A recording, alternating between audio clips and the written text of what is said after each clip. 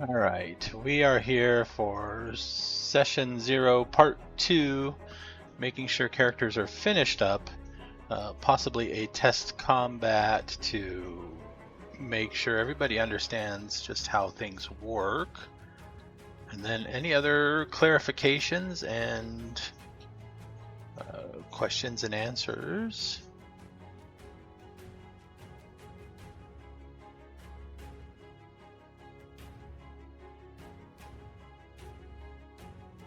Huh?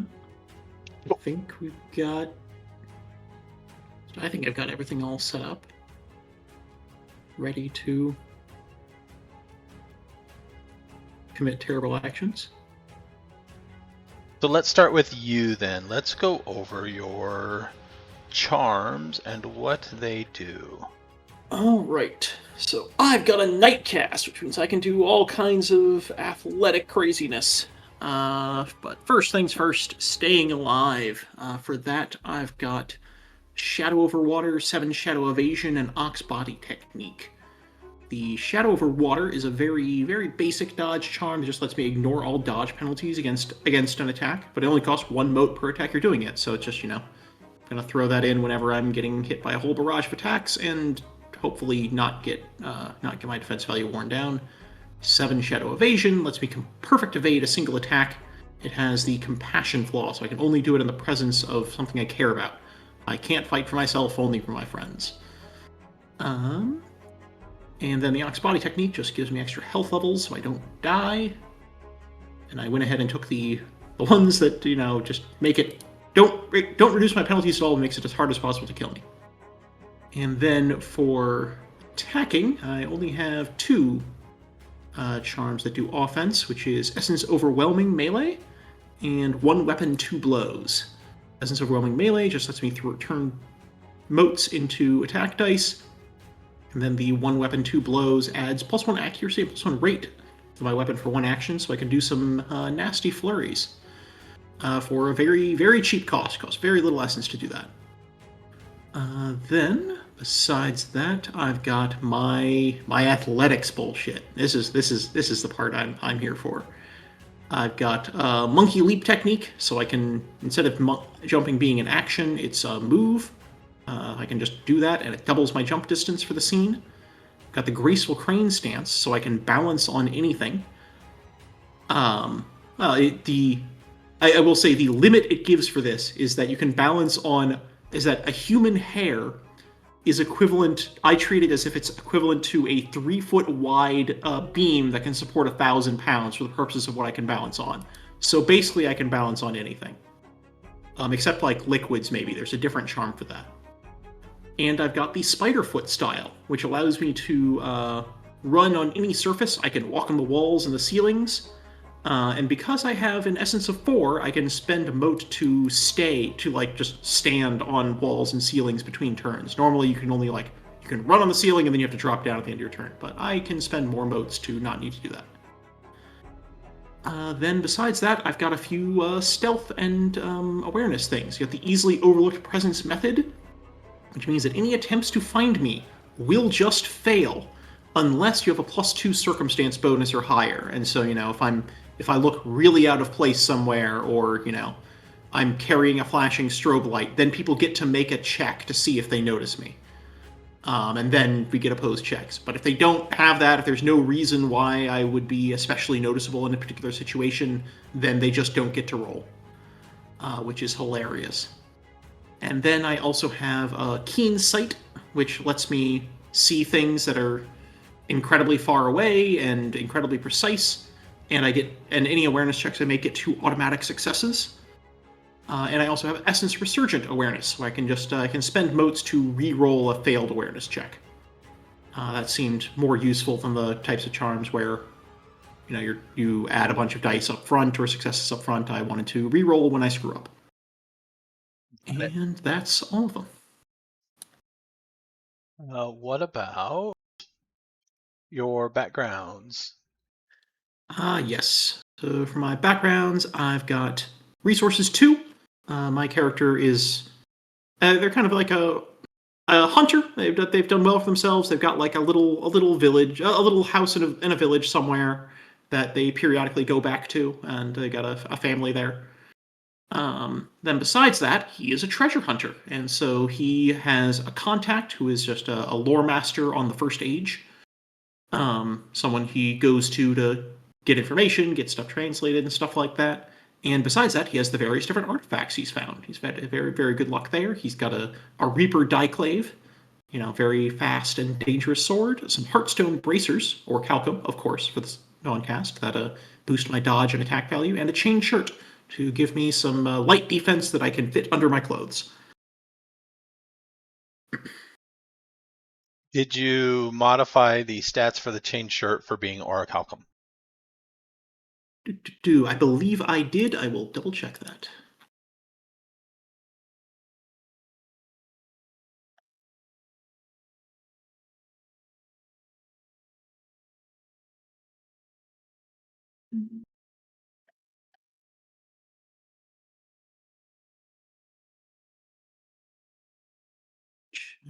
Combat. Yes, I did. That's got wonderful 5 bashing and 7 lethal soak on it. Really, really just incredible value for 1 point of background. I'm gonna go over the errata for the artifacts to make sure there were no changes. I didn't look at that. There are some for the weapons. I don't know about the armor, but I know there's some for the weapons. Artifact melee weapons, Reaper Diclave. Speed 4. Yeah. I think that's the same. Accuracy is 4 plus 4. Yep. Damage is 4L/2. Yep. Defense plus 0. They reduced that. That's fine. I wasn't going to parry things anyway. Oh wait, sorry. No, I was looking at the Reaver, not the Reaper. Defense is plus 1. Okay. They are very similar, and I looked down. Rate is 3. Yep. It's the same. And tags O, overwhelming. Overwhelming. I'll check what that does.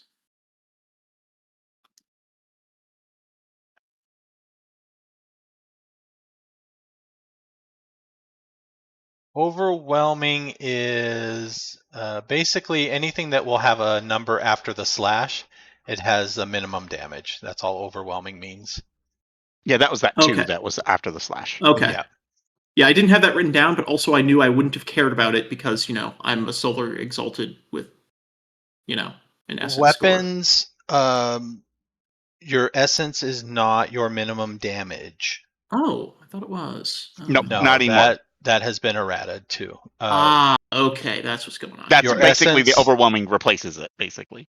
Yeah, overwhelming was always there, but it used to be that your essence was minimum damage, but I think they clarified it is that it's the minimum dice you will roll for tasks, skills, and stuff like that. Okay, but it's not the minimum amount you roll for damage. The weapons determine the minimum damage. Okay, that makes sense then. And then the way minimums work is your essence, your essence will be the minimum dice you roll for tasks if you had more dice to start with. So you can never start with a base of 3 dice and roll 4 because your essence is 4. Okay, so just it helps you ignore penalties, but it doesn't boost your baseline. Right. It helps you ignore penalties. Most situational circumstantial penalties except wound penalties and multi-action penalties. Your flurries can reduce your dice pools below your essence minimum, and wounds can reduce it below your essence minimums. All right. Oh yes, and also, my damage on here. If you're looking at my sheet, it will have a damage rating of 6 instead of 4 because I just added the bonus from the Orichalcum Heartstone bracers to it. Okay. I'm going to move your sheet a little bit so I can see some other things. Dash 11 yards. Move 5, okay. Oh yes, I got that max athletics, so I am very fast. Combos are free now. Have you developed any? Because it's still helpful to actually have them loaded up so you know what you can do instead of having to stop and say, wait, can I combo this and that together at this time? Yeah, I can do that. I think probably the main combos I'm going to be using are just Shadow over Water and One Weapon, Two Blows. Just, my offense, my defense, they're both pretty cheap, and I'll probably be stacking those. I will check if I can stack all my athletics combos together, if I just want to turn on the leaping and the balancing and all that nonsense on at the same time. I'll see if that's possible and load those up as combos. Okay. Got 11 committed essence from peripheral. That's good. All right, let's look at Nissa.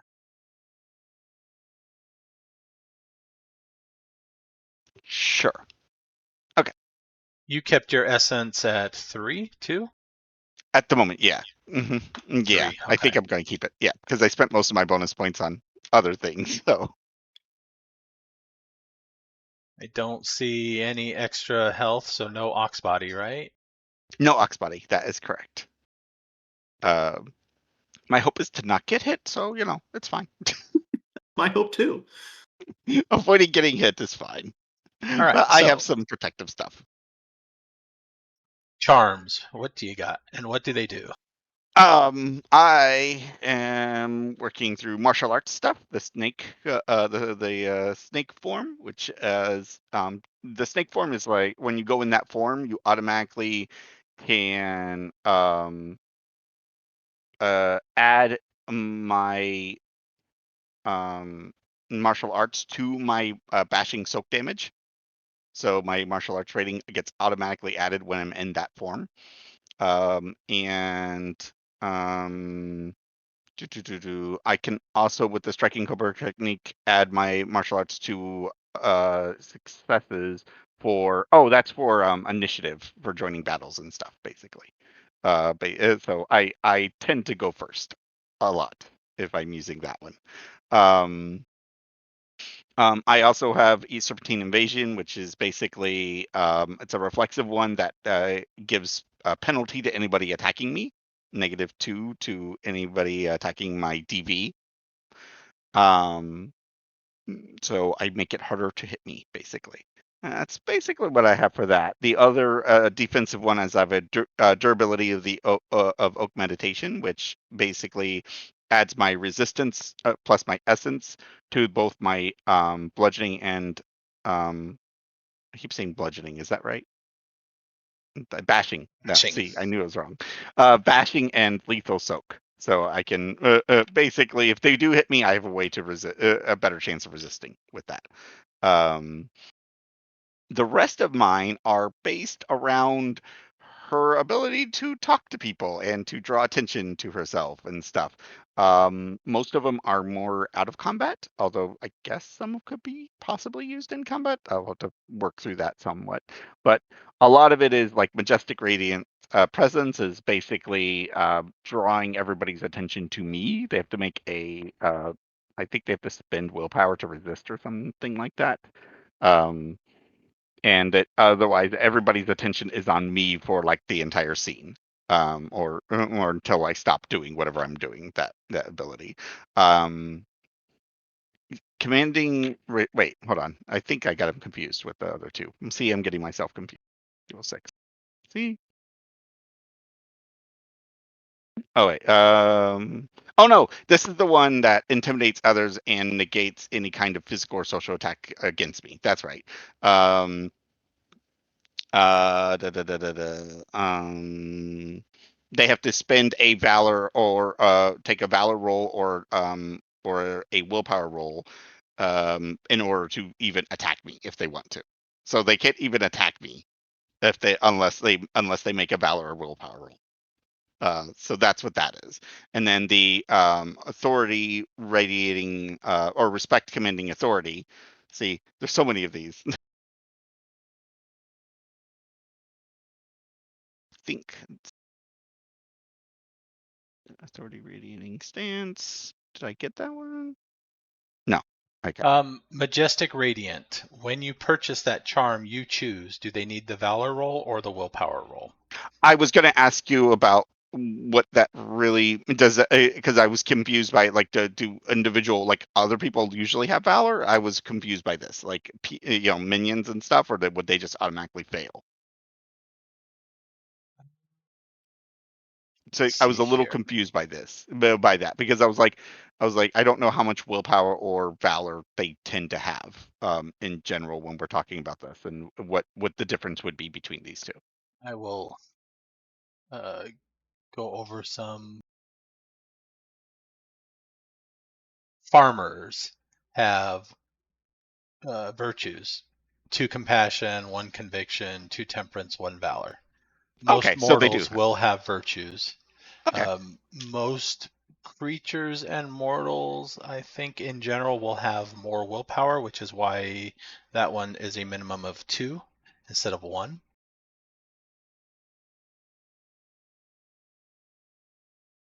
I see. So okay, so that's why that was be so they usually. So the 2 and the 1, is that basically mean they have to get 1 success or 2 Yes. successes? Is that sort of the idea? Yes. Interesting. Okay, I'll think about it. Um.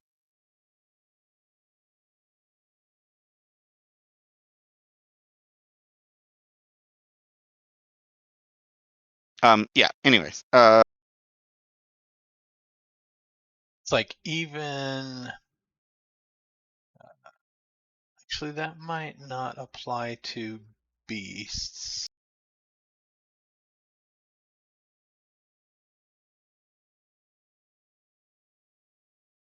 Yeah, I don't think it. I think it only. I don't know if it'll apply to like creatures or beasts or anything. Yeah, I don't think so. Yeah. So that's fine. So yeah.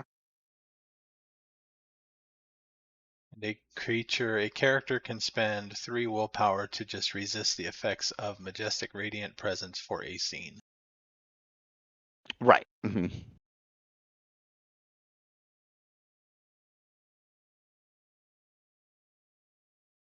But yeah, I was looking at animals, and animals have skills, but they don't have, at least most of them don't seem to have willpower at all or virtue. So I think it only applies to people-ish. Okay. Right. And then respect commanding authority is my performance one. Basically, she dances and draws everybody's attention. I make a roll. And let's see, it targets their MDV, and they basically have a compulsion to stay in my company and watch my performance. And they have, if they want to resist, they have to spend a willpower to resist. They are compelled to respectfully watch your Right. performance. Respectfully, right. No heckling. No heckling at all. Nope. They love me.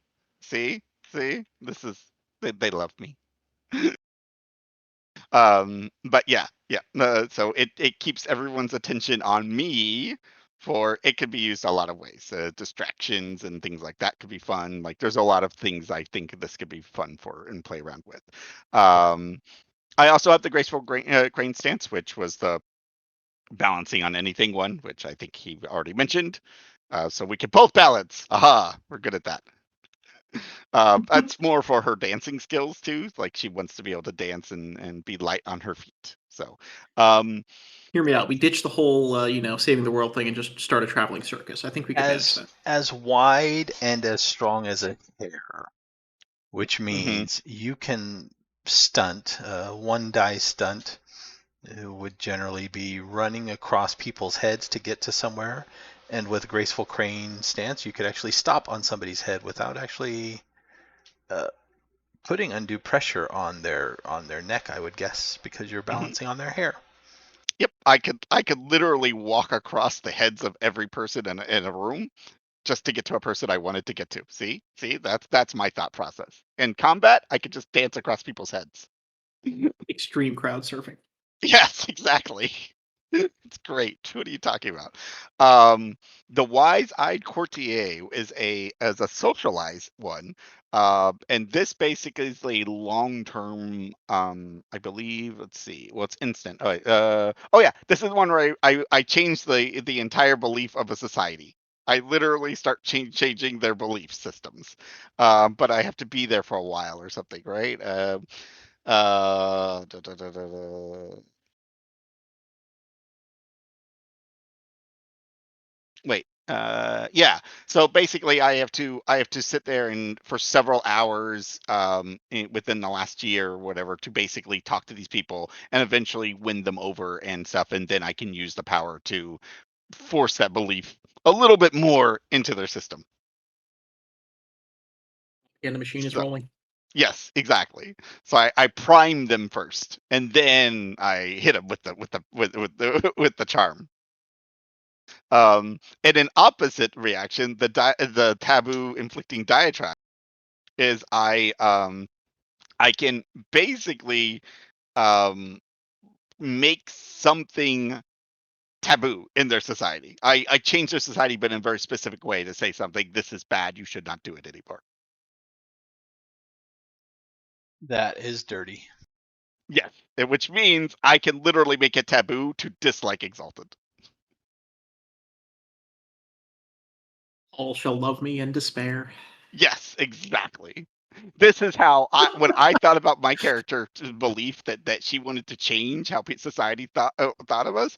This is exactly like when I was reading these charms. I was like, this is perfect. This is exactly what she would do. Again, this is one that she has to prime people first, right? She has to work on them a little bit, but eventually she works she works. I think it takes like a month. Yeah, several hours within a month. So, and then boom, I hit him, and now suddenly that society, it could, it might be a small town, but that's fine. Suddenly thinks it's taboo to dislike us. See? We're the Your good guys. your notes list the wrong page for that last one.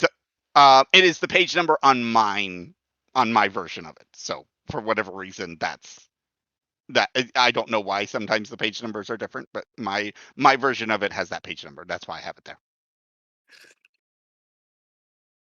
It's What from is my. Mhm. that? Is it performance or is it? Oh, that's socialized. The last two are social. Oh, I didn't put socialized next to it. See, I forgot about that. Yep, they're both socialized.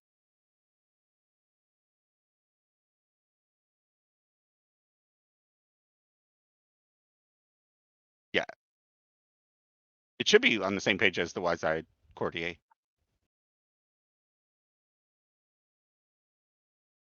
No, page 240 in the book is like martial arts. Oh, it's 238. Sorry. 240 on my when I type it because it for whatever reason, you know how it works. Sometimes the PDF counts it as something slightly different. That's why. So I put 240 because I can type in 240 and it goes to the exact page I wanted at. 238 is the official page. I apologize for the confusion. I see.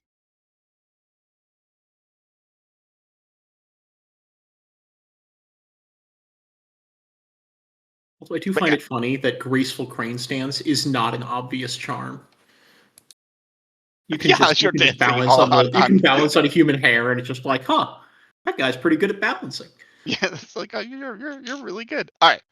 Anyways, I see you have some um, combos yeah, statted out already. yes, the social dance is mostly that's the one that is my pay attention to me dance, but I mix it with the graceful crane, so I can dance on almost anything as well as part of my dance. The other one is more of a uh, combat version of it with the graceful cane, the majestic presence to basically make people not attack me, as well as my defensive form. Now that one is obviously going to either burn all my personal motes, or if I use my peripheral, then it's going to make me, glow. But it's fine. Yes, that one looks expensive. It is. It is very expensive. Yeah, I think because the majestic radiant presence is 7 votes by itself, and then snake form is 5. So that gets really expensive, just those two as it is. Are any of those a variable essence cost? No. Okay. Although I do plan on making them something. The one thing I notice is, like, short of the, like, using, like, the excellence stuff, I wasn't sure. So that part of what I wanted to talk to you about, exactly how I would use those, because none of mine are obvious where I would use them. So you have Essence Overwhelming Martial Arts. Right, but I'm like, I Excellence. realized later, like, do I have anything that I would actually use? Because most of these seem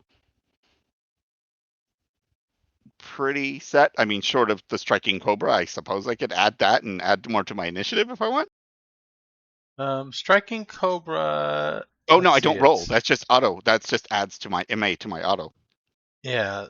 So that's just your join battle, right? Right, correct. So I wouldn't use it there. Snake form is simple for a scene. So Right, that what and you would use it's one time. mhm. Is there a role involved with that? Or that um just adds your martial arts to your soak, right? It adds martial arts to my soak, and the charm adds the character's martial arts. Yeah, and if any enemy attacks me, and the enemy can see the character's hypnotic motions, meaning my sort of semi-dance or whatever, this charm subtracts the exalt's essence from the dice of the attacker's attack pool. So that's what the negative is: negative essence to attacker's pool. So anybody trying to attack me automatically get a negative to attack me just in my form, So it and looks then I like can. on any given attack, you would just be using Essence Overwhelming. Right? Yeah, Do you that's my thought. have. Right. Yeah, so that's my thought. With any of my weapon attacks, I would just use those, right? I could use that with my weapon attacks, right? Yes.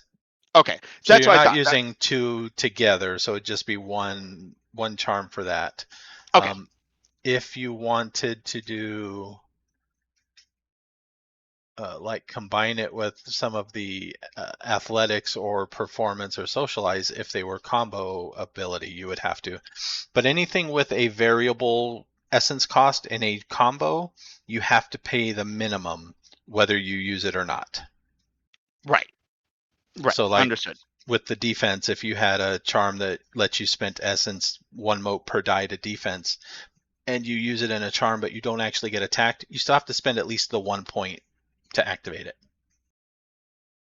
Right. Okay. No, that makes sense. Right. So at this point, yeah, I didn't have anything that would really be variable in that in that, Okay. and because the only defensive ones I have are the Serpentine Invasion, and then again later with the durability, that's the resistance, right? So I could use it with Serpentine Invasion, right? Or no, that's just not even a die roll. That's just a flat -2, right? Yeah. Now that is instant, so you would use that each time you want to activate it. But yeah. Correct. Um, Mm. so that would be something that you could then combo with Excellence Overwhelming if you wanted to attack and defend. Use both charms in the same action. Right, because that would just be adding dice to my defense roll, right? Because I would be because the evasion doesn't actually have a die roll. That's what I'm saying. Right. It doesn't have a It's die literally. roll, but you'd still have to combo it if you wanted to use it at the same time that you used Essence Overwhelming for the attack. Oh, I see what you're saying. Okay. So I would have to combo it if I. So I see what you're saying. Okay. So that would have to be a combo if I were going to use that during that time. Okay, I Yes. understand now. Okay, so I'll have to create one for that. Okay, we can go on to the, I What guess, the about your backgrounds. backgrounds? All right, I got lots of backgrounds. I got resources 3 because she's a dancer and needs lots of outfits and things like that. She has an artifact, the serpent sting staff, as well as she's got lots of them. She's got hearthstone bracers. She's got the collar of Dawn's cleansing light because she always wants to be clean because that will keep her clean forever. So I like that one. I was like, that's perfect for her. I still wanted to talk to you about the hearthstone, the one that to see in the dark, if that was going to be allowed. You do not need to spend an artifact for a Hearthstone if you have a manse that supports it. Oh, By okay. See, I was controlling a confused by manse, that. you get a Hearthstone. Okay. All right. Cool. So, oh my gosh, that means I have an extra point. All right, I'll figure that one in a second. All right. I also have a cult, which are basically people that I've used those abilities on before that are completely believe in me. Maybe a little too much. just a little too much. So which is I guess a village, a small town or something like that that basically, completely believes I'm an awesome person and loves me. Is cult basically think that I'm a god? I don't know how crazy they I get. mean, I mean, you are divine. That is I am literally true. So true. it's probably not like worshiping a god, but it's like worshiping a saint or something. Okay, that's fair. I'll go with that. I also have 5 followers, which basically just carry my luggage, tend to my clothes when they get torn up, and repair them and things like that. They're just cool people who who like who tend to all my needs because I need an entourage because Your she's butlers. yes sewing butlers, she's got an entourage, she tears her stuff a lot. She might fight in her clothes. And So obviously, they you don't cook your own food. no, of course not. Why would I do that? So yeah, so she got 5 followers that will follow her around. So but yeah, that's where instead of going extra essence, she went extra backgrounds. So, cult.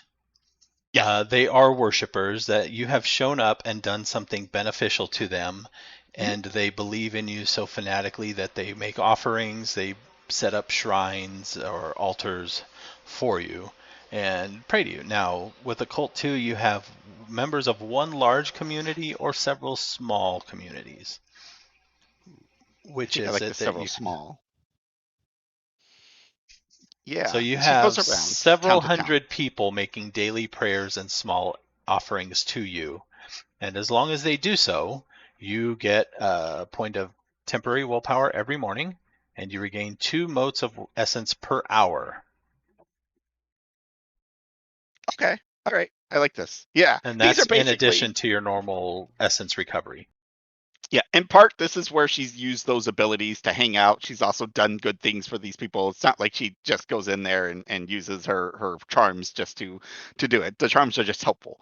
But she will also help them and she, gives them a reason to believe that she's a good person and that this is her slowly working on trying to make the exalted like good guys again or the solar, I guess, the good Yeah. guys again, but And um the Wild Hunt, which are, I believe, the fair folk, the nature and chaos aspected people, go around trying to destroy cults.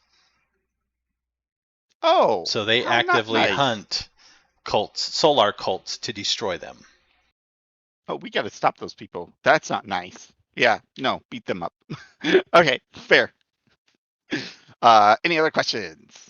Your followers, are they like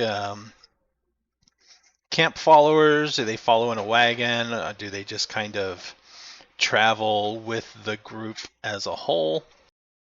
Yeah, they kind of travel with the group. They probably have a small wagon because it says I can with my resources I can afford 2 horses. So one I ride on and one draws a wagon full of my stuff, and they probably take turns riding in it, but they probably some of them have to walk depending on how much junk I have.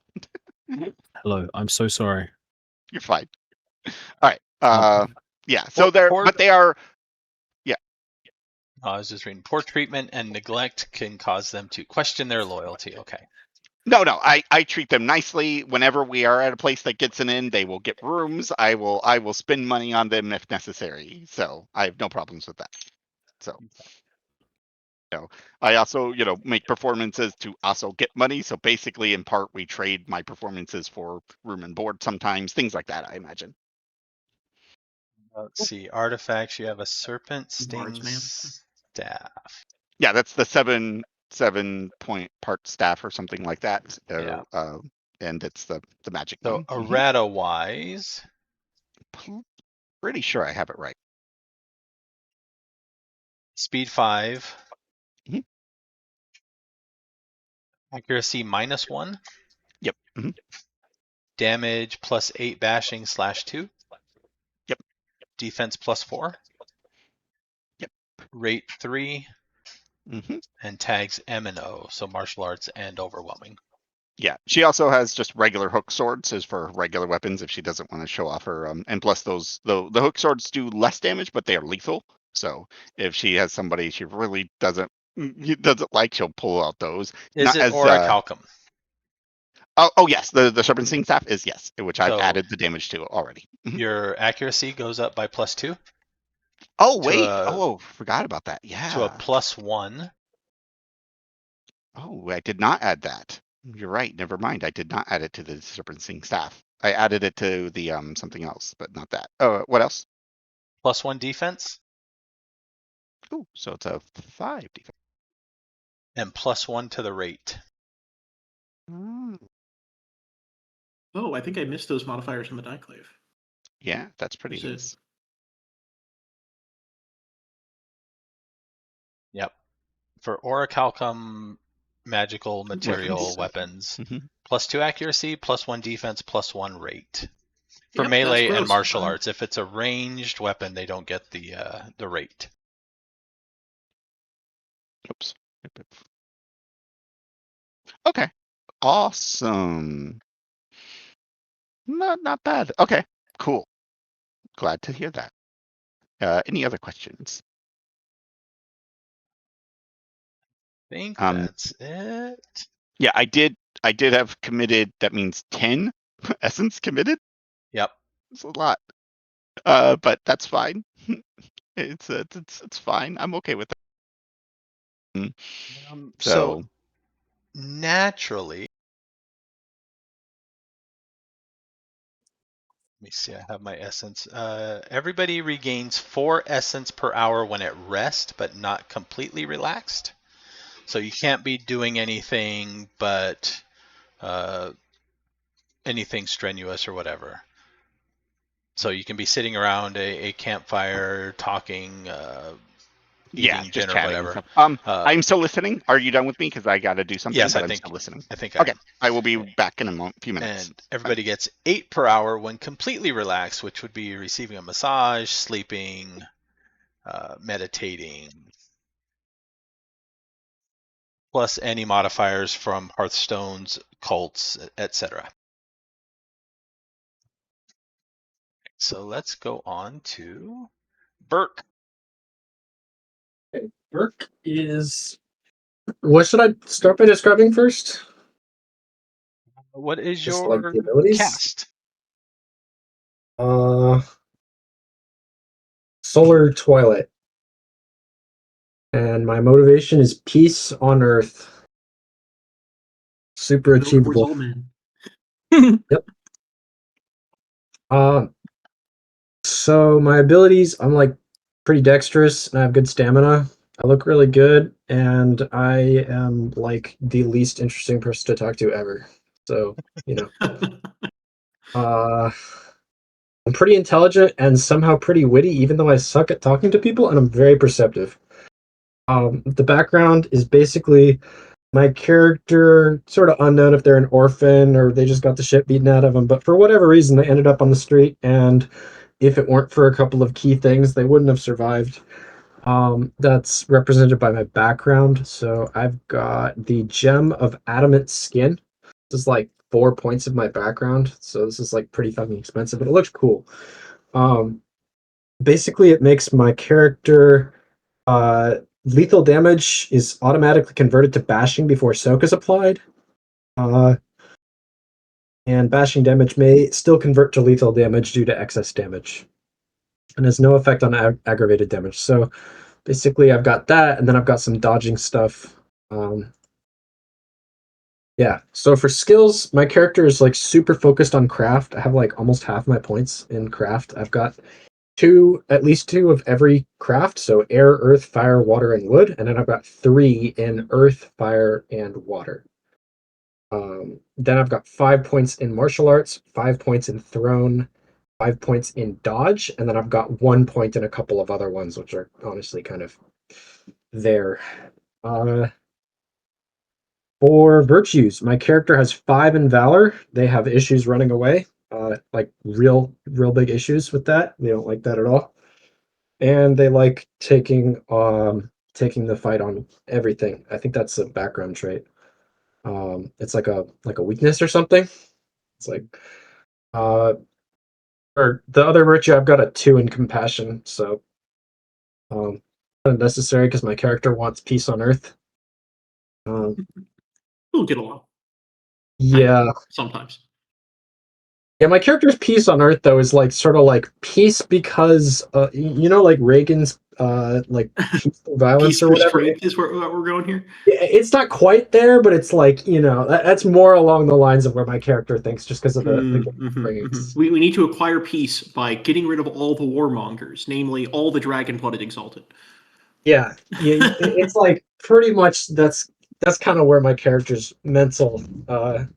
Yeah. Anyway, so Nice. for the other parts of my background, I've got 2 in contacts. Both of these contacts are going to be high-ranking, fairly despicable gang leaders that, while they hate that I'm a peaceful person, they recognize that in the past I was an extremely handy person in making all sorts of random shit, and also capable of beating the shit out of most, if not everything, that came my way. And so they respect me, even if they sort of are like begrudgingly aware of me. And then I've got 1 in resources because I'm a street rat slum, so I've got like a shack and that's it. Oh boy, empties a pocket. Yep. And I think the last bit is charm. Oh no, essence. I've got 4 in essence for some reason because it looked cool. I guess for the mants, because like somehow my character had to create that, so like they've got to be like naturally Or find it and steal it. Also a possibility, yeah. So anyway, however I got that, and then for my charms, I have 3 main focuses here. I didn't really take any of the craft charms because honestly they looked a little bit lame. I don't know. I went more into so I went throne. So I went for the observer deceiving, which is like this, you can make your thing really hard for them to realize you're doing it, which I thought was great because the whole theme of my character is going to be like crafting something and then chucking it, and having people not realize you're chucking a sticky mine at them or whatever it is that I make is kind of funny. And then I've got the mist on water, which is like kind of a similar deal. Basically, I can I throw things sneakily.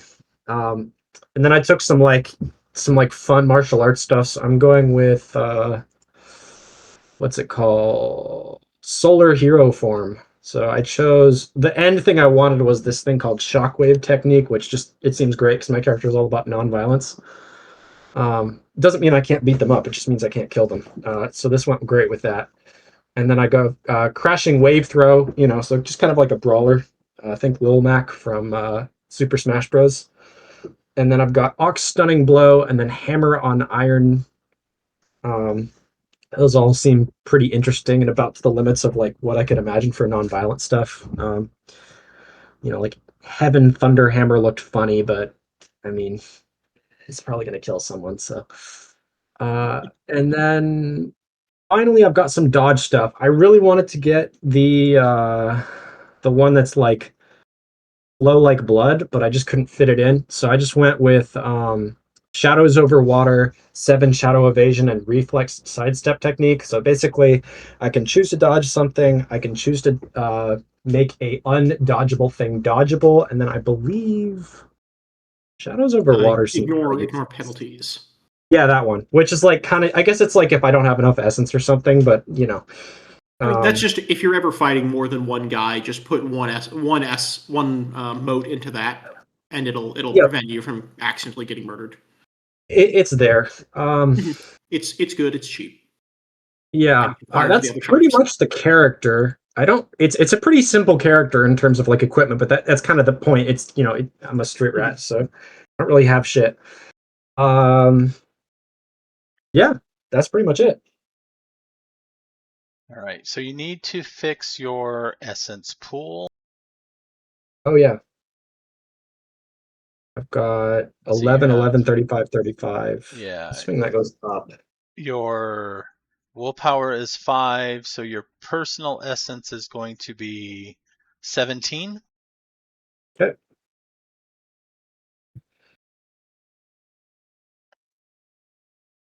Peripheral essence is your essence times 7, so 28, plus your willpower of 5 for 33, plus the sum of your virtues. Which Virtues I have. Does that include all of them? Because then 1, 2, 3, 4, 9. Yes. So 42. Yep, that's what I got. I got the same stats as you. So yeah, Sweet. 1742. Sounds good. You have a lot of you get a lot of essence to throw around. You want to go left? Yeah, that's good because a lot of these abilities are pretty costly and they're mostly melee, so I'm going to be using them a lot. I will say, as far as like the crafting techniques, yeah, a lot of them are kind of lame. But I do think at some point you should pick up Craftsman needs no tools because it lets you work 12 times faster than normal. Yeah, there's definitely a bunch of terms I want to fit in. Oh yeah. But you can So, get like we're saying, we're going to do this at a couple of different power levels, so that can show up later. yeah. Yep. Like I wanted to get my the other one I really wanted to do is use my bonus points and get my craft up to like 5, just because I think it'd be really funny to be like insanely good at making walls or something, but not enough points. So Yep. anyway.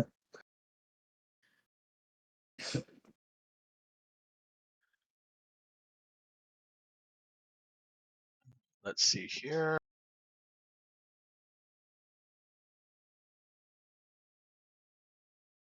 Um,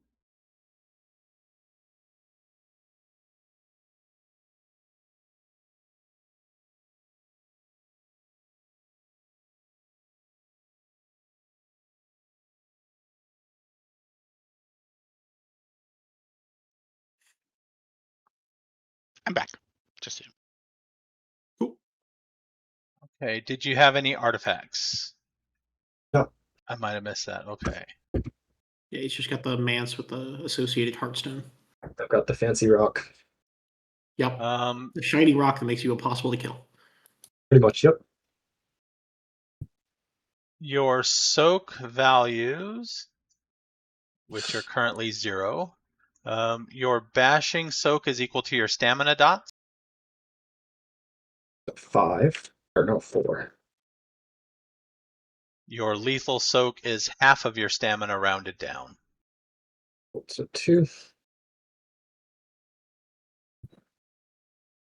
Do you have regular armor? No. martial arts basically prevents that.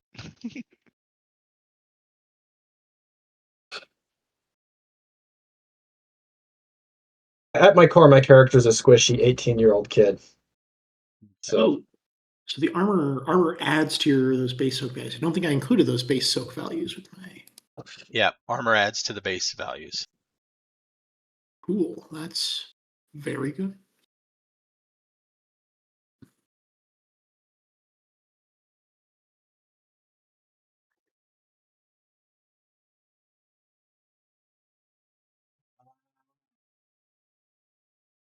All right.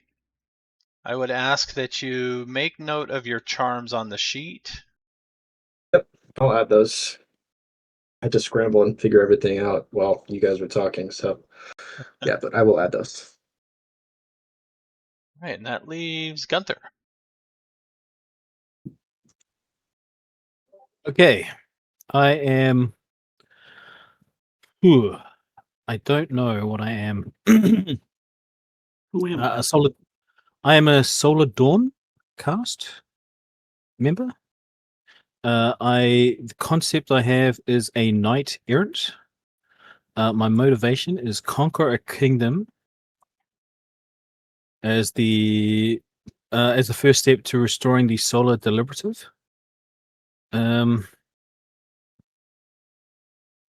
Nissa wants to make the world not hate Solars anymore.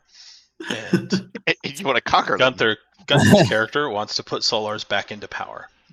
Well, I mean, look, Wow. we're working well together. I'm just going the slow way. And Yeah. Alex's character wants the world to be at peace, which it will be once the solar deliberative is restored. Yeah, see, And we're and all they in have been line. conquered. That is correct. So attributes, I have strength 4, dexterity 4, stamina 3, charisma 2, manipulation 2, appearance 3, intelligence, wits, and perception are all 3. And Mr. then- 3.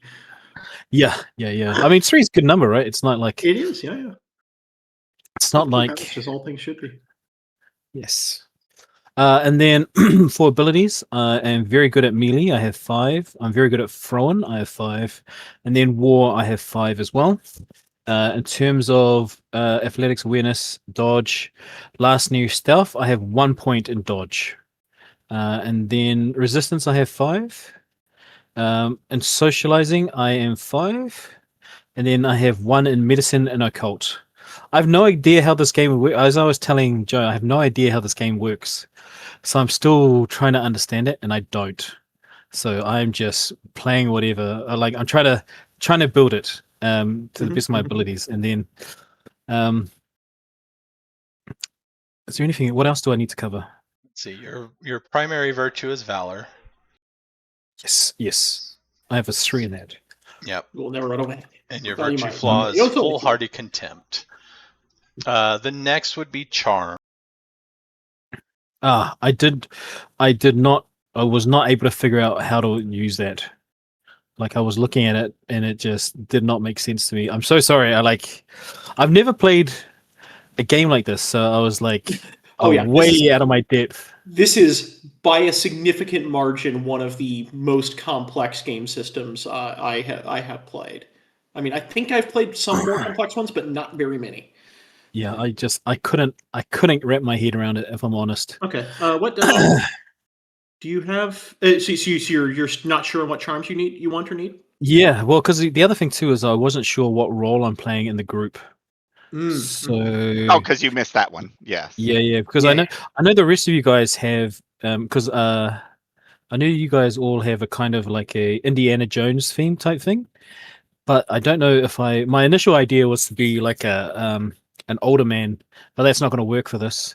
So now I am a Solar Dawn warrior, but I don't know what that means in terms of what the rest of you guys are playing, right? Because it sounds like we don't really need a big bad, like we don't really need a big bad guy, or sorry, like a big buff guy. Sorry, I should say. So I'm not sure what I should be doing. I mean, kind of like it can't hurt to have a buff guy. Alex's character is like throwing. It does like throwing and crafting stuff mainly. So he's kind of going to be like in the back, screwing around, trying to solve the problem with things other than direct violence. Mm-hmm. My character is going to be like jumping over people's heads, attacking them from the flanks and the sides. Yep. And then Scaley's is going to be dancing, through and on top of them. Yeah, it's hard for people to attack you at all and things. Yes, like that. So honestly, like if you having just a meat shield would be nice. Honestly, yeah, that would. Yeah, perfectly we well. don't. We are lacking a meat shield. Yes, that would absolutely true. Then in that case, then I should be doing meat shield stuff. I think. That makes sense to me. You put like 5 in resistance, right? Is that what you just said? Yes. Yeah. Okay, resistance is definitely a meat shield option. To like resistance is like, hey, I'm going to resist as much damage as possible. Resistance is basically what that is. And there's some really good ones. Like I really considered going through the entire chain of resistance. It is an amazing one. Until I decided to go differently. But yeah. Okay. So I guess what kind of charms do you guys think?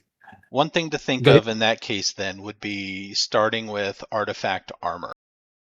Yep. Oh, yes, that would be nice. So starting with artifact armor, do I want to go for all out and get like, because does it matter if I'm wearing full artifact armor in front of everybody? I think that would be a giveaway, right? Because we're supposed to be. Are we supposed to be? That would be a giveaway, and people would covet it. And if you're wearing something very obvious like that, you might attract the attention of a dragon-blooded army to get that. You could But- go with like lamellar armors, as it can be concealed under a heavy jacket or cloak, Yeah. and that's pretty heavy armor there. That's for 2 Okay. points. So you could go with like that. Yep. That'll give you 8 lethal and 9 bashing soak on top of your base things. That'd be very solid. Okay. And I think Because I also need a manse, right? No, not necessarily. you don't To need provide one. Give you No. some nice things, but you don't need one. Yeah, and when you did you do background background stuff? No, or- I haven't done anything about. Like I said, Okay. I don't understand. No, what I'm you'll doing. have You more got room to with that. charms, eyes went blurry, and Yeah. Yeah. Okay, So cool. on Yeah. your, what is the tech? Is it magic? No. Where's the background tab? Oh, background. It in has its own background. tab. Yep. Add a new background. Yep. Artifact 2. Artifact. Yep. And then I put Lamellar. 2 lamellar. Okay. Okay, cool. The And then do stats I put for an this- extra? Go ahead. I gotta find it again.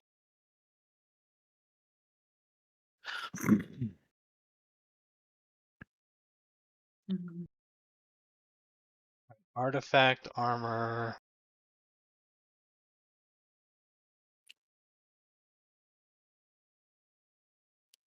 It doesn't look like it has been modified at all. So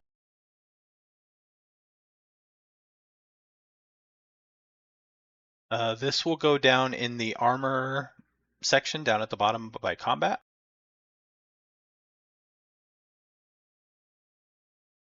Okay. Lamellar is Lamellar. Sure. In Yep. parentheses, put orichalcum, so you know it is the right type of Oh, shit. magical Sorry. material. Okay. When worn by a solar, this adds to both lethal and bashing soak. So your soak, or the bashing, is going to be 11. Oh, nice. Cool. Lethal is going to be 10. Sweet. Fatigue will stay at 0. Mobility will be -1. Sweet. In description, put hardness 6L or 6B/6L. So 6B slash. Yep, /6L. 6L. Okay. And then Yep. attune 3. This Okay. is going to eat up 3 of your essence. It's going to be locked away, unable to be used because it's focused on the armor itself. Okay. Cool. Now, mobility -1 means anytime you are running, acting, any type of mobility rolls that you have to make are going to be 1 lower, just because the armor is heavy. Okay. Cool. But it can be concealed under a cloak or heavy jacket. Okay. All good. What kind of weapon do you want to use? have melee. I think shield and a mace of some kind.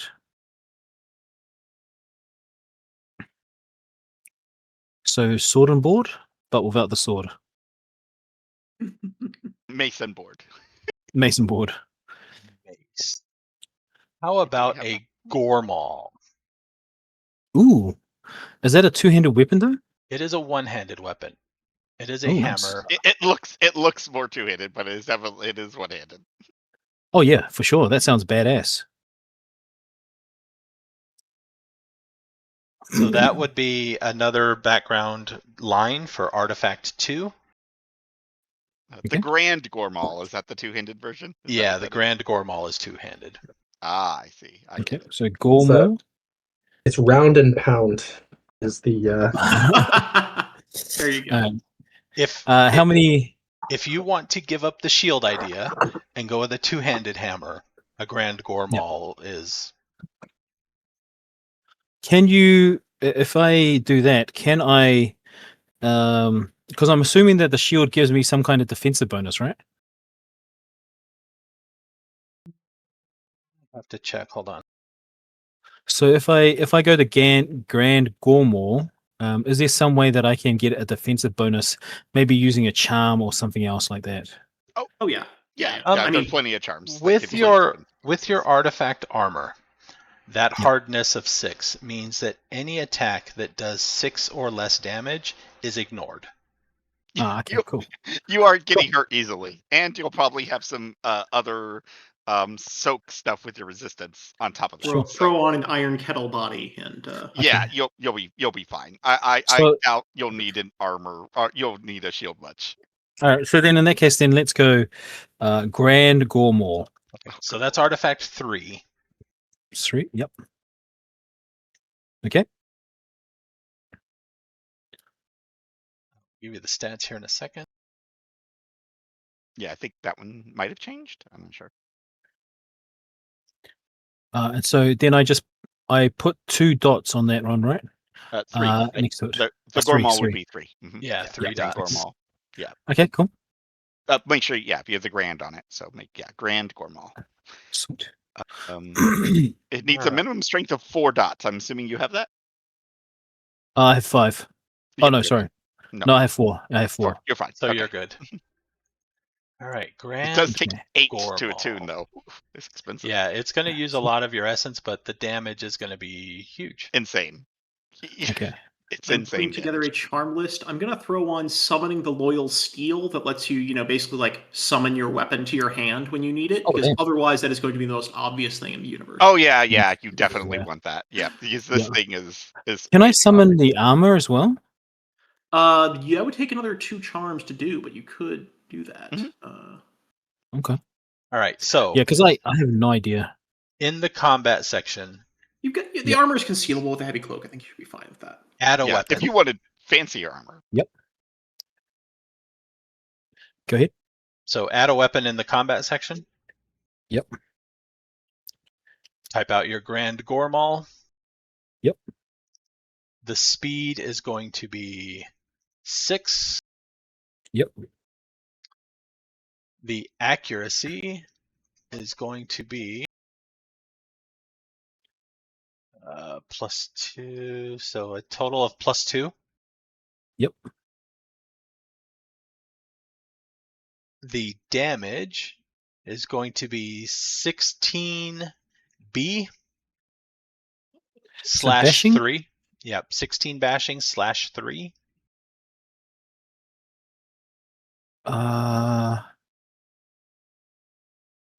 The slash does. There's nowhere really Got to put the Oh, slash. the damage is going to be down below in the damage. Okay. So what is the thing next to the bashing? So where it says bashing, lethal, aggravated, did I put the 16 in there next to it? And below. So look under that. It says attack, and then it's got Yep. dexterity or your strength probably plus your Yeah. melee. So you do Yeah. the drop down for strength plus melee, and then underneath that says damage. It'll be strength, and keep the second one blank. No, And then attack is Oh, no. dexterity plus melee. Oh, is it? Oh, is it dex? Okay.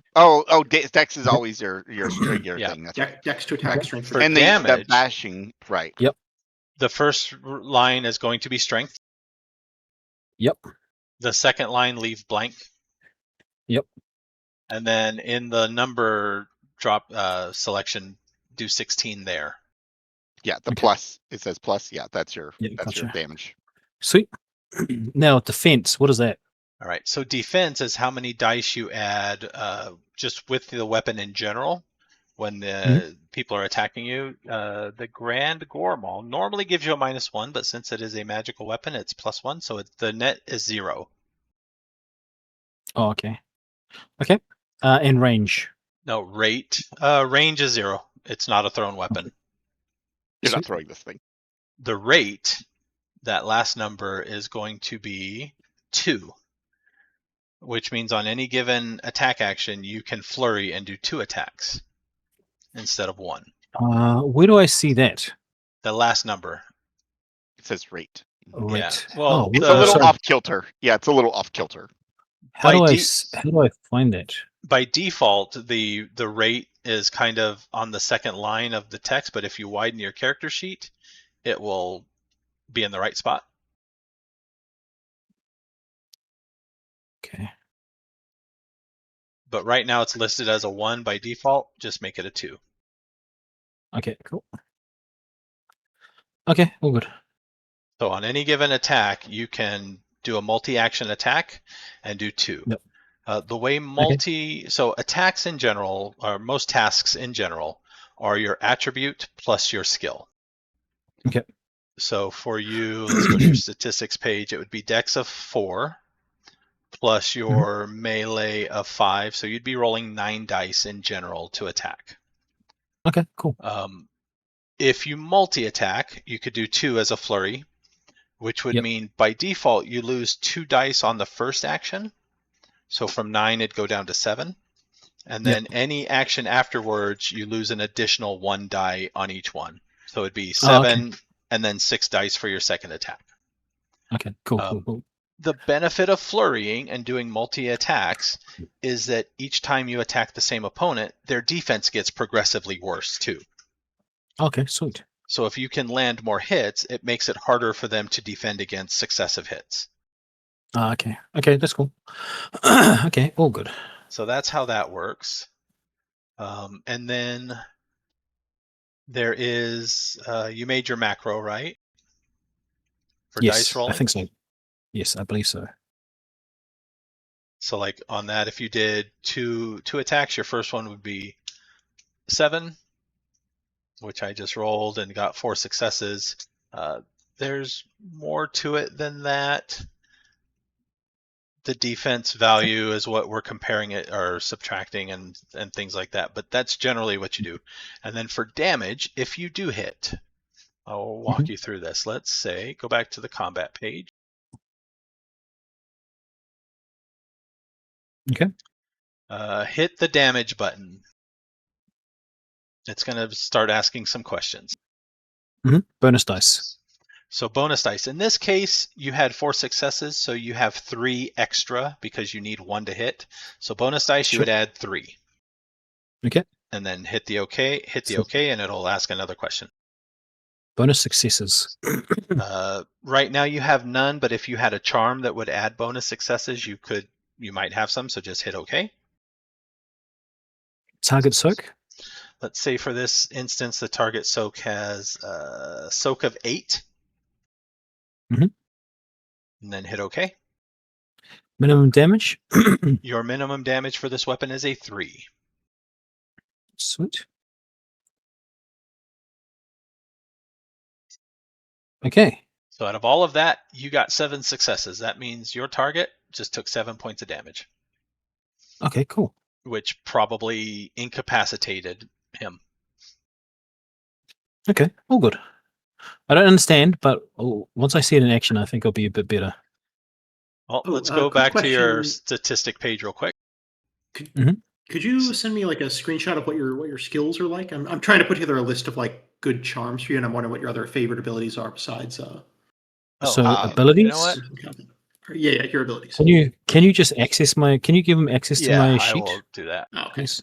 Although, would that mean into like when I'm moving around pages on there, it'll move you guys around too? Or I'll just grab a screenshot of what I need and then. No, that's fine. No, that's all good. You can. We're not doing a lot at the moment. Yeah, right. When you move it, it will change it for him too. That's all good. I think it's funny you picked socialize though. Yeah, well, I don't understand the game, so I just like, socialize. That'll be cool. Yeah, you want to make a talkie guy? That's you can swap dots if you want to. Yeah. I think for now, because I don't have any experience, once I have a taste of it, when we start doing it, I think I'll have a better idea, and then maybe I'll change. But I know that we're going to be changing in the future, so it's not really there's not a huge commitment, a huge thing for me to change now, because I need to see it in action, because I got no idea. Like just looking at, like reading it, I have no idea how this game works. This system is unhinged. Yeah. All right, cool. So are all the White Wolf games like this?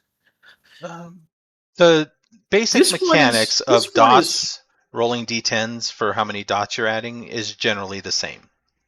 Okay. But This the one, charms and the soak and all that stuff, that's like about 1 or 2 orders of magnitude more complex than most of the other games. actually, the charms and stuff make it more difficult. The soak value simplifies it compared to others, right? Typical White Wolf games are you would roll your attack and count how many successes you have. I would roll my defense and count how many successes I have. We would compare.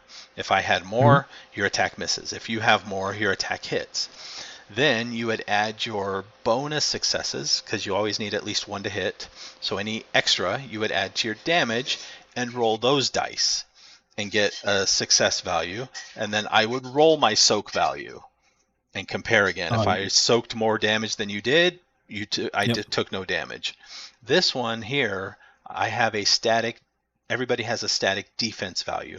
So you roll your attack, and then we just start subtracting numbers. Okay, this guy has a defense value of 5, so if you have more than 5 attack successes, you still get extras. And there's other things that might subtract more along the way. And then you take that number, add it to your damage like you just did, and then roll, and the soak automatically comes off.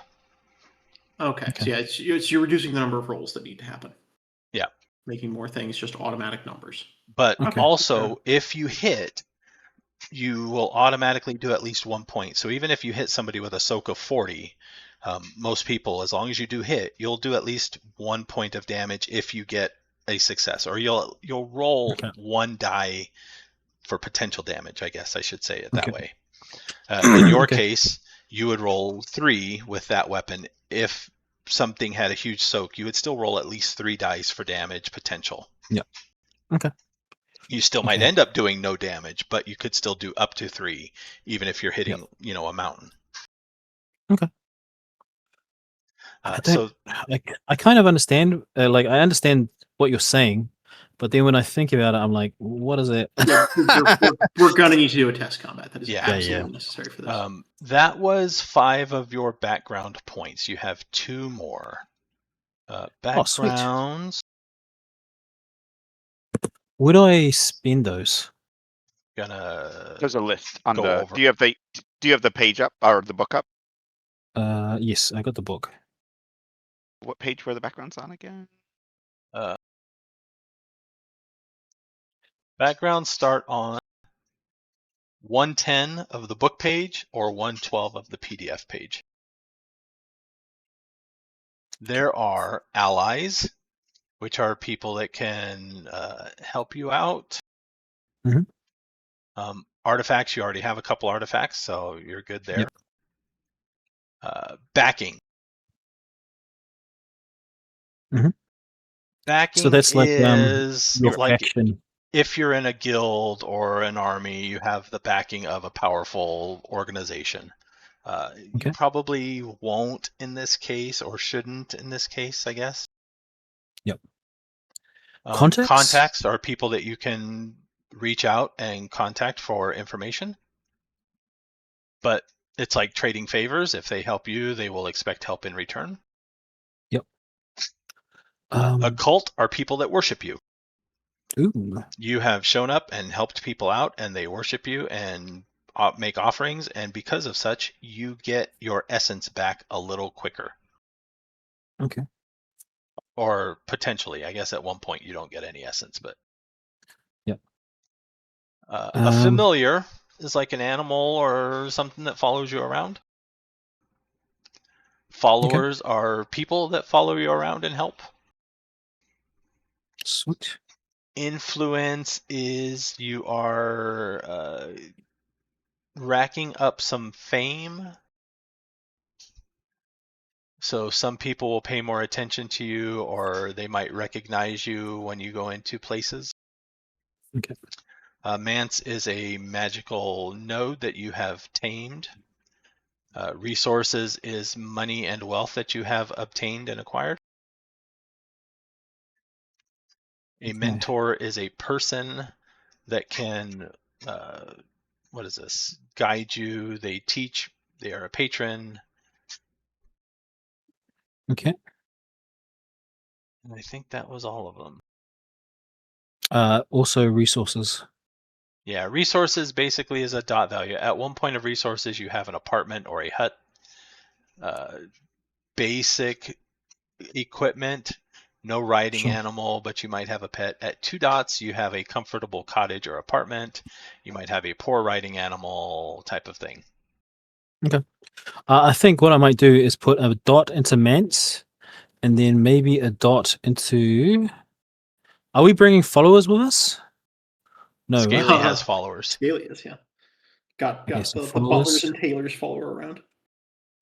So allies? No. Resources might be good just so that you have some basic stuff with you. Or 2 of resources, never a bad idea. It's just like, unless So- if you have a 0 in that, you're just dead broke. So I'll do resources and a Mance, so 1 in each. Okay. Where do I put that? In backgrounds, Sweet. that last tab. Just do another background line for Mance 1 and resources 1. Insert in backgrounds where the Grand Gormor is and the Lamela. Yeah. Lamela. Okay, cool. Mance. I have resources 3 because I'm a dancer. I need money. Fair. Mance and resources 1.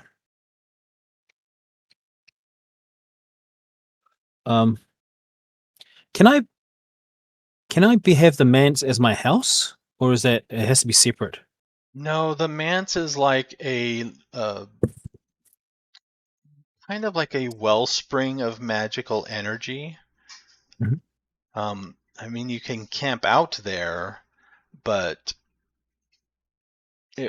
I guess you could live there. I mean, yeah, you could live there, but yeah, you probably wouldn't want to have too many people over, as it's basically like this is an incredibly valuable location that many people would like to have. So this is a resource Usually- that I have to protect. Yeah, and you hide. probably want to keep it somewhat secret. Okay, cool. All right, so I have a Mance and I have some resources. So that is all my background stuff. Yep. What else do I need to do? Now, for the Mance, you get a Hearthstone. Yeah. Basically, like a man's just like a magical location, and once you're attuned to it, once you control it, it'll gradually like feed you a little trickle of power, and you can conjure a rock that lets you carry around some of its power with you.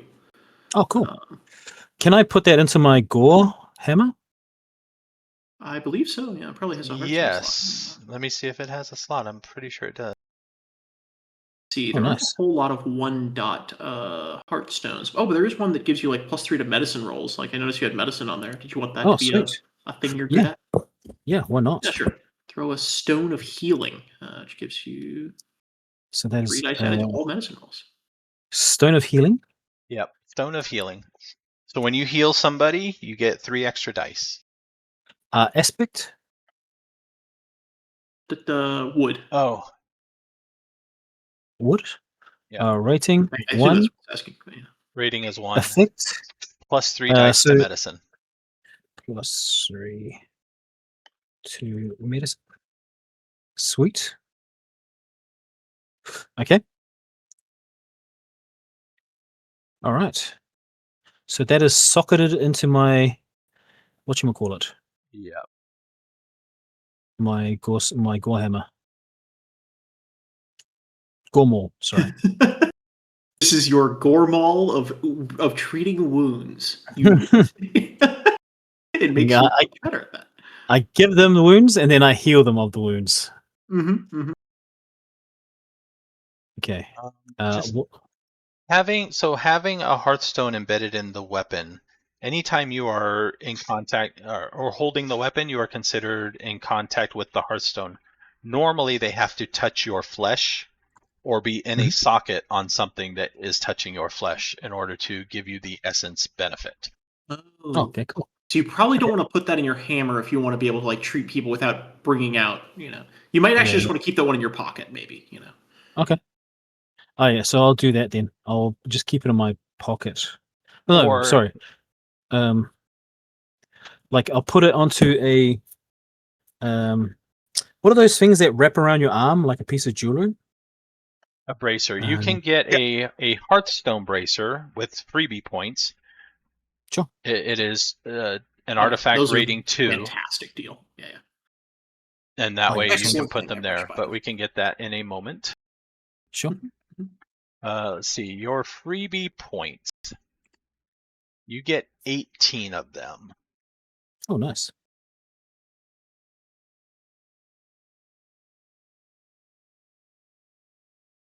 Or sorry, All right. bonus points. They're not free. They change the name depending on what game you're playing too sometimes. Okay. So in that case, can I spend more points onto my mance and my resources? You can increase the dots of that if you want. Actually, All didn't right. you? Actually, just looking at this real quick, it looks like you already. Oh no. Okay, never mind. I was wondering if you already spent some on stats, but no. Okay, yeah, your stats are No, good. no, I haven't. Okay. I haven't done anything with background bonus points. So what I'll do is I'll spend 2 on the mance, so that it's now a mance 3, and then 2 on resources, so that I'm now resource 3. If that's cool. Okay, that is fine. And then 2 more for artifact, 2 for a Hearthstone bracer. All right. So that is in the So that is a total of 6 so far, right? yes. You probably do want to increase your essence at least to 3. Yeah. Yep. You probably So want to half- increase your essence to at least a 3, which costs 7 points. All right. So Hearthstone Breaker is how much? Sorry, 2. 2. Okay. All right. Okay, and then you said 7 for To raise essence essence up to a 3. All right. So how much have I spent so far? I think that's 13. 7, 9 plus 4, 13. Yes. So that means I've got 5 left. Yes. What do I need to spend it on? Well, Other things what you can might spend. want to do his charms first because he might want more charms with it. Sure. Yeah, you might be able to buy 1 additional charm. Okay. I have a set of charms I would like to pitch, as I think they would fit this setup you have here. Go ahead. All right. So I do think you should move 2 points from war to medicine. Just have those like evenly at 3. That would give you some more flexibility there. So these. Okay. So that would mean. So I'll do that now. Yeah. Medicine. Okay. Yep. Go ahead. All right. And so what we have here is first I've got a couple of resistance charms just so you can do the whole, just stand in front of people, let them hit you and not care thing. All right. Go ahead. First, there's the durability of Oak Meditation. That one lets you set your hardness against attacks to 8. So like normally you have a hardness of like 6 from your armor. This one. I have it. They changed it. It's adding your essence plus resistance to your to your soak. Adding your essence plus resistance to your... that's even better. Perfect. Yeah, Wonderful. it's disgustingly That's better. disgusting. All right, wonderful. So this one will just like when people hit you with attacks, you can spend a couple of motes, and it will be almost impossible for them to hurt you. So you can just pour essence into your defense to. What is this called, sir? What is it called? Durability of Oak Meditation. Ooh, I posted a list in the Discord if you want to like copy and paste things. I'll do that. Thank you, sir. Cool. Durability of Oak. So this is a simple? It is a reflexive. All right. Duration? Because it's something instant. Yeah, because this is something when people hit you, you activate this to say no. And it's 2 motes. 2 motes. 2, sure. An effect. Do Scaly, you want to give that? I don't have the... add your essence plus resistance to your bashing and lethal soak. For a single attack. Yep. Yeah, for a single bashing attack. And lethal soak. Mm-hmm. So for your resistance is a 5. Yep. And your essence is 3. So you're adding 8. Oh, nice. To basically a single attack.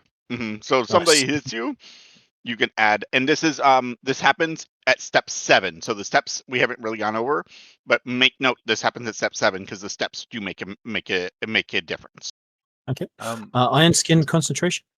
Hold on Just, one moment. I am going yes, please. to go to the first tab and modify your soak values with what you have at the moment with armor. Sure. It's like 13, I think. So iron skin concentration. What that one does is it's kind of like I don't know. I think it's just an upgraded version of durability evoke meditation. But you need to have the durability evoke in order to get that one. But it is also extremely good. It is again another one where when they hit you, you just say no. That's a stance one, though, I believe, right? That's the one you activate for the whole No. thing. No. Oh yeah, it's not. No. This is Which also which is it again? iron skin concentration. All right, iron skin concentration has been tweaked. Yeah. All Pretty much all attacks the against resistance. the solar have their minimum damage reduced by 1 die for the duration of this charm. Okay, so they changed it to a. Okay, that's very different. Yeah. What did it Oh, do what did before? It used to be that you would make a stamina plus resistance check against the attacker's essence, and on a success, it prevented all damage. And on a failure, it give you it like doubled your soak. Yeah, so this reduces the minimum damage by 1, which for most mortals is down to 0. Okay, so that's when you activate for the whole scene, and then it makes it No, this duration is 1 tick. 1 tick. Okay. So type is supplemental for iron skin concentration, sorry. Type is Oh, reflexive. Oh Thank you. wait for which one? iron skin Iron concentration. skin concentration. Oh wait, yeah, it's reflexive. Iron skin concentration. Wait, hold on. Wait, is it? Duration. Give me a second. Let me find it. Good. Duration is 1, let's see, I swear I had this downloaded. I can't 1 tick. Yeah, it is reflexive. Okay. Step 7 again. So. Okay. And cost. Is it, unless it's changed, is it still 2 essence? The cost hasn't changed. Okay, 2. Sweet. And then effect. Here, I will. I can find it. I can paste find this. it in the future. Okay. Well, this is the one that's been edited, so you need the errata for that. Okay.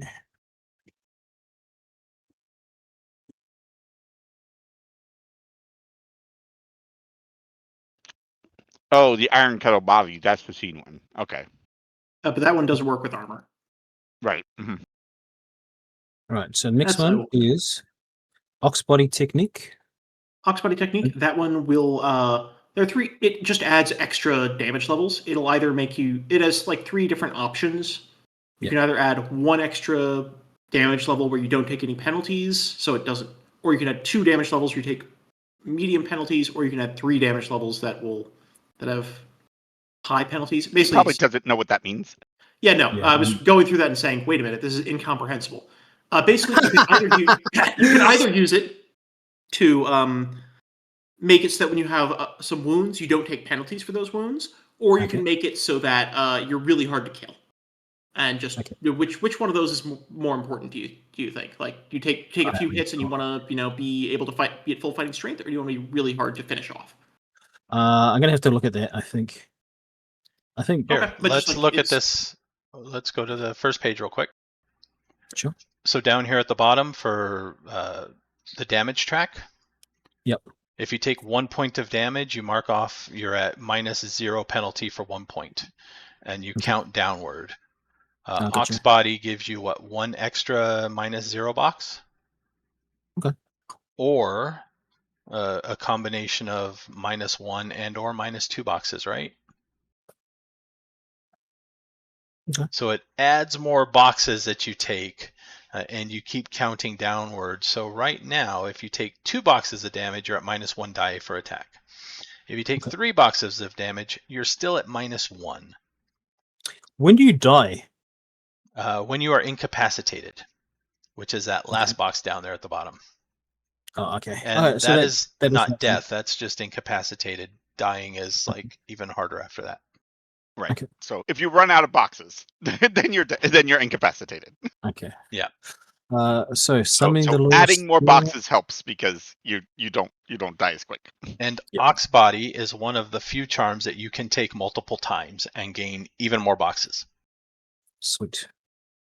Oh, really? Okay. You could take multiple times? That's really cool. Take as much ox body as you want. It What is is- on my list to take next time, but Okay. we'll see how well people hit me first. I'm just putting in all the charms that what's his name has recommended. So is that all of the charms that you recommend? Oh, there's Were more. those 10? No, Yeah. you're not at 10, are you? I mean, you Yes. haven't gone through 10, but I've listed 10 in that Discord message. Yeah, so I'm taking all of the 10 that you've recommended. Durability of Oak, Iron Skin Concentration, Ox Body Technique, which adds to wound count. Melee Excellency, what is that? You got like 3 options for that. Basically, what it makes you hard easier to hit, and you got 3 options. You can either add more dice, or you can add automatic successes, which it costs more than adding extra dice. It's kind of like, do you want to gamble or do you want a sure thing? Or there's one which is when you miss, you can just reroll. And Yeah, it doesn't you make could you choose which easier one. to hit. It It makes it increases your easier for chances you of to hitting. hit. Yes, sorry. It improves It makes it your easier chances for of you hitting. to Yes. hit. Okay. One weapon, 2 blows? That one, it is a very cheap one that adds to the accuracy and the rate of your attack of your weapons. Like earlier, I think you mentioned you could do a flurry of 2 attacks with your maul. This would make it 3. Oh, okay, cool.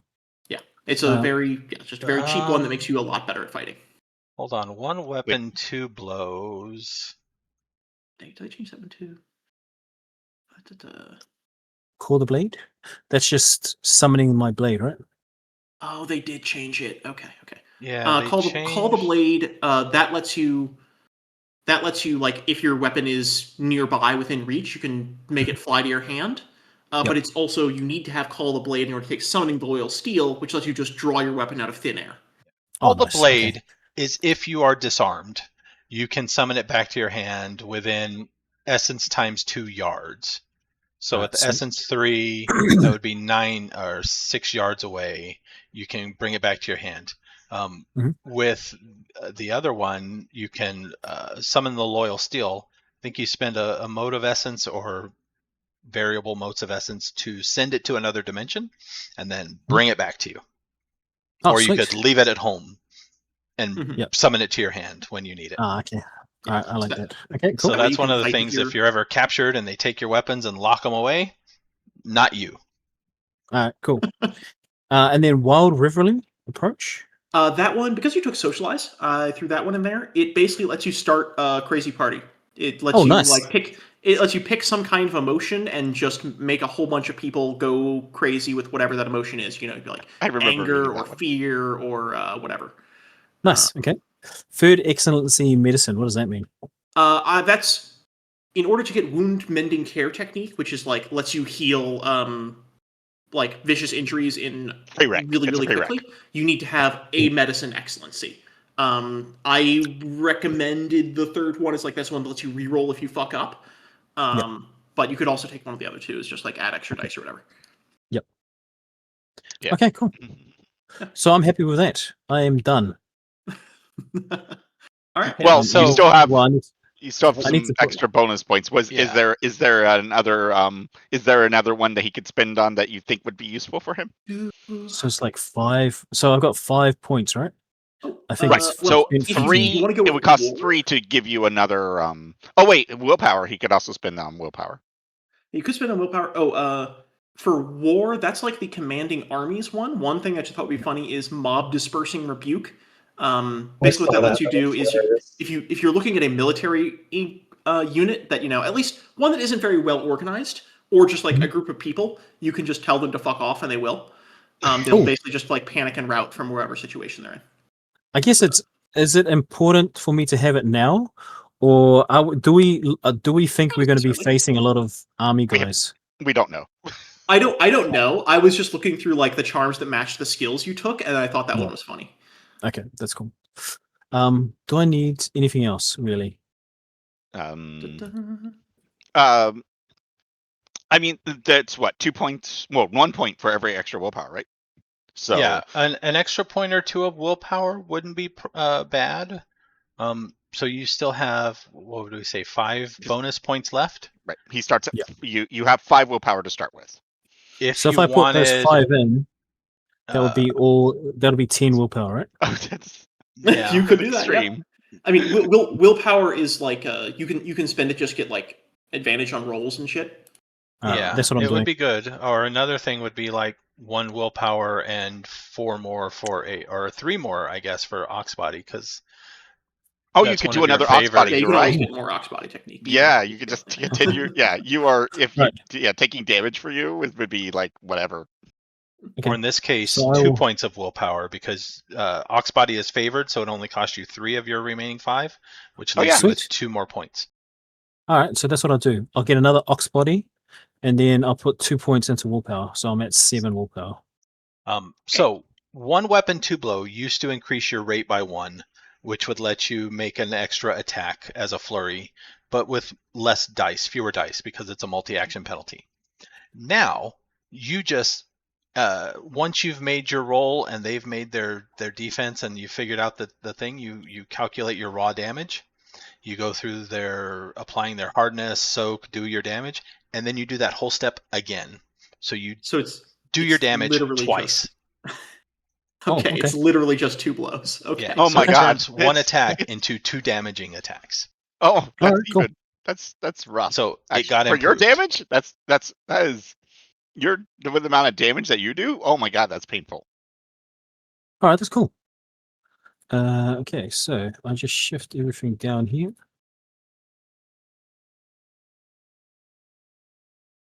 Actually, that makes it significantly worse for me, and I might change which one I'm taking. All right. So I now have 2.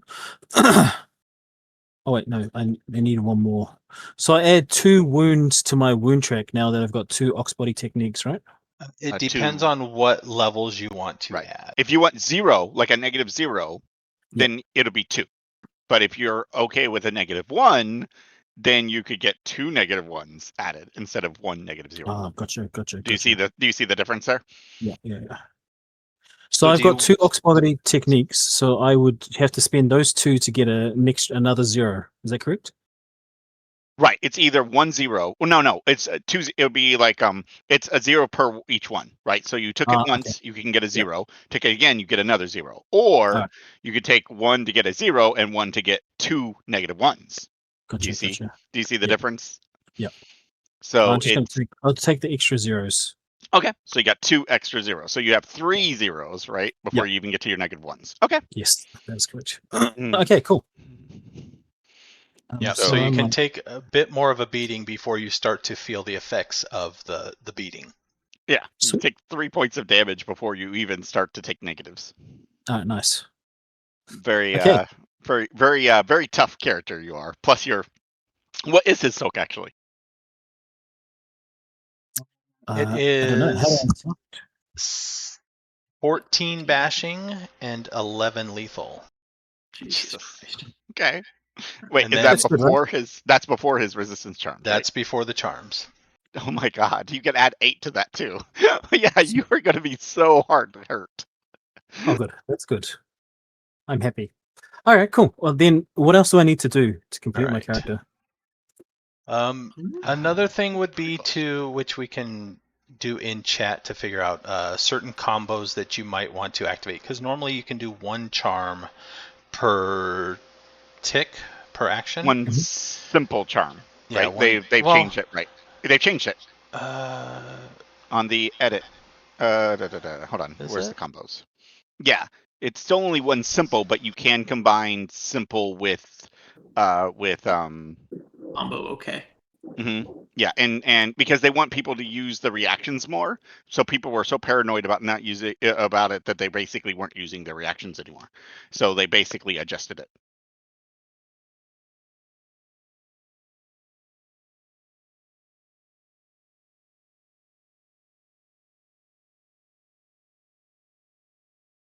All right, let's see. For example, characters may still not activate two simple charms simultaneously, nor activate another charm at the same time as a charm that lacks the combo. Okay.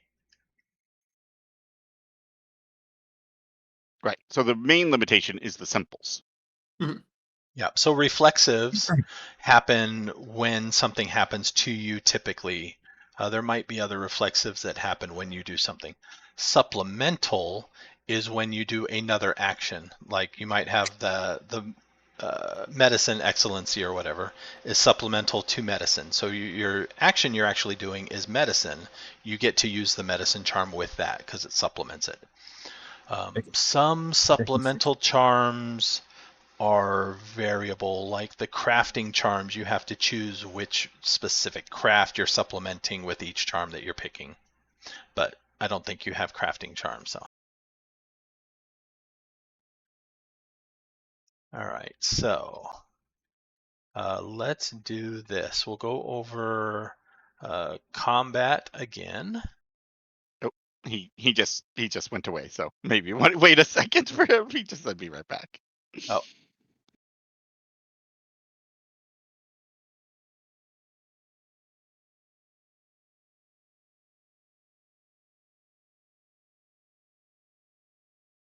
Oh, wait, let me fix his essence then and his willpower.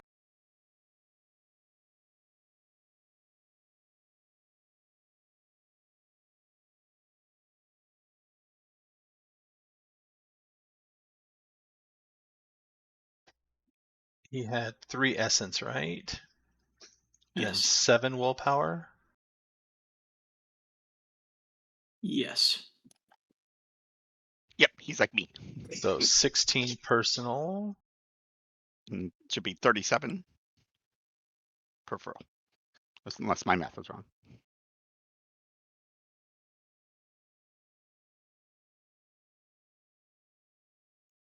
$37 peripheral. Yep.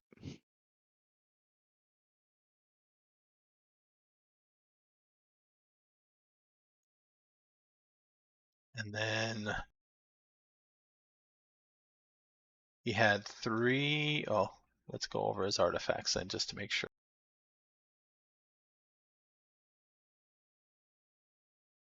I didn't find any way to add the effects of like the Heartstone bracers into the dodge value, but I just have that manually written down next to it.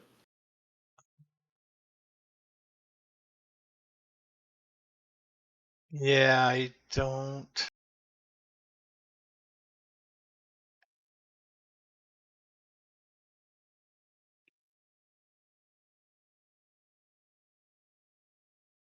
Yeah, you can't modify the dodge, can you? It automatically figures those out. No, Yeah, I just, I just wrote it down in my virtue flaw what the value actually is, since that's nearby on the sheet. Yeah, I mean, certain charms and stuff will adjust all that too, anyway. So it's like, okay.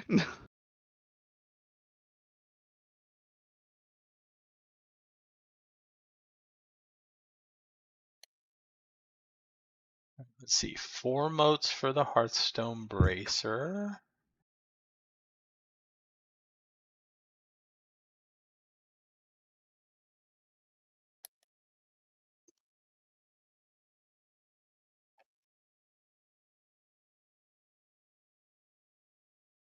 Oh, wow.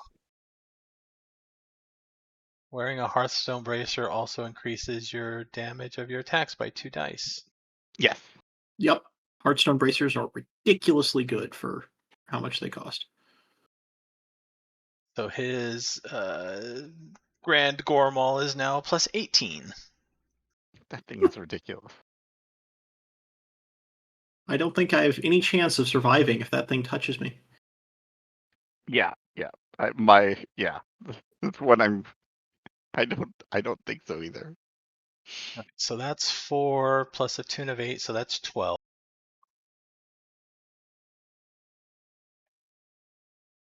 And the Lamellar is 3, so that's 15.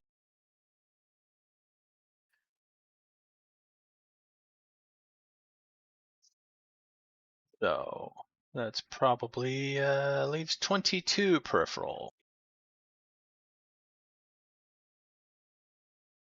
Wow. Okay, yeah, there's a lot of committed essence. Yeah, mine Yeah. is only 10. How much? That's a lot. Yeah. I guess Gormal. Yeah, I guess it. Yeah. Oh it's a yeah, because Gormal Gormal is character 8 effect or there. something, right? Yeah, Yeah, the Gormal is Gormal is expensive. 8.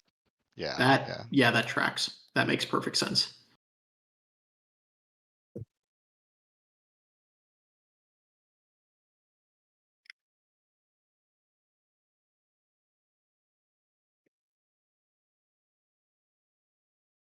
Yeah, because I have 10 committed. I don't know. So, but mine's pretty. That's because I have quite a few things, though. I have a bunch of small things. Also, let's see, his ox body, he doesn't have to spend anything on. The iron skin concentration to reduce the minimum damage is 2. You know, that might not be necessary. Yeah, I was looking at the. It's much less impressive in that version, so there might be a better alternative. Which one? Oh yeah, the one that reduces Iron it down skin to like 1. concentration. Yeah, Yeah, Which- yeah, the that minimum was damage. Which was the one that lets you summon armor? There are 2. There's again like the put it on faster, and there's the pull it from alternate dimension. Right, he has to get both, though, right? Yeah. Yeah, his he can conceal, so that's probably not necessary. Let's see here. I'm happy with that. I think that's pretty good. I just need to add in all the stuff, right? All the charms. Yeah, we were just looking at and realizing like iron skin concentration doesn't help you nearly as much as I thought it did. So Still just -1 to all wounds. I mean, that's still pretty good.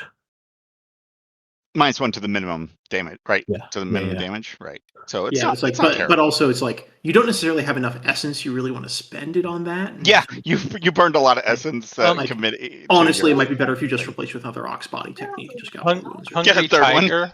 Hungry Tiger might not be bad. Oh yeah, hungry tiger. Yeah, yeah. Nothing wrong with hungry tiger. Which one? Which one is that? Hungry It's Tiger, a it's 1 mote, and you add. Oh wait, let's see if it was errated first before I do this. It was not. They made it so it has no requirements. Not that matters. So Hungry Tiger, you spend 1 mode of essence, make your melee attack, and your extra successes count twice for determining your raw damage. Okay. So So if change you that use- out for iron skin concentration. Yeah. Okay. And if you combo Hungry Tiger plus melee excellency plus 1 weapon, 2 blows, you are doing horrible amounts of damage. I mean, Ooh. he is regardless, but you know.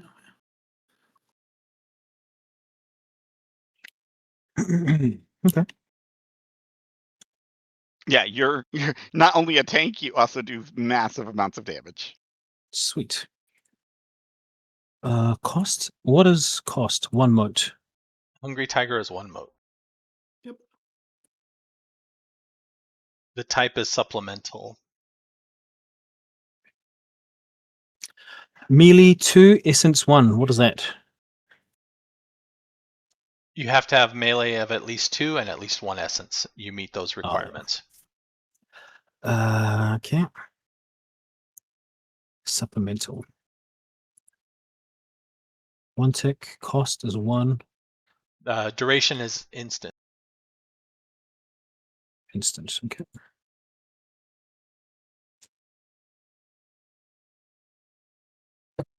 Ah, damn it.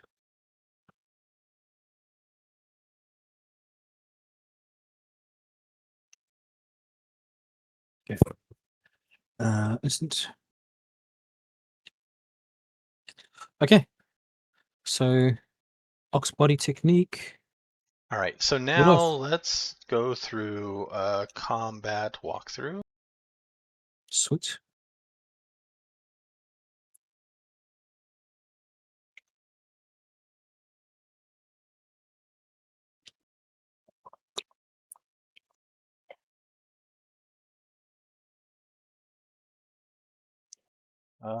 Select your numbered token, and then on the combat tab, there is a join battle button. Am I A? You are 1. Okay. Macro options, bonus dice. Just 0. Shouldn't be just. Unless you're me. Let's Or see. apparently you're Alex with 10,000 successes. I'm just better, guys. It's okay. Oh, join battle. Okay, there it is. Wait. So bonus dice? Nothing, right? Nothing. Okay, bonus dice. I get 4, right? From my if I use my thing, right? The striking cobra technique adds MA score on auto successes. Oh wait, that's not bonus dice, is it? This would be successes, right? That just changes my successes. Yes. Okay, so I will just roll bonus successes. There it is. So 4 there, and I get a 5. But you have 10,000. I did not. I thought it was a joke for a second. I didn't realize. Okay. Now roll it right so we can actually go through this and explain how it really works. Yeah, please. It's confusing my brain. Actually, that just means because he's on tick infinity, he just never goes, right? Right?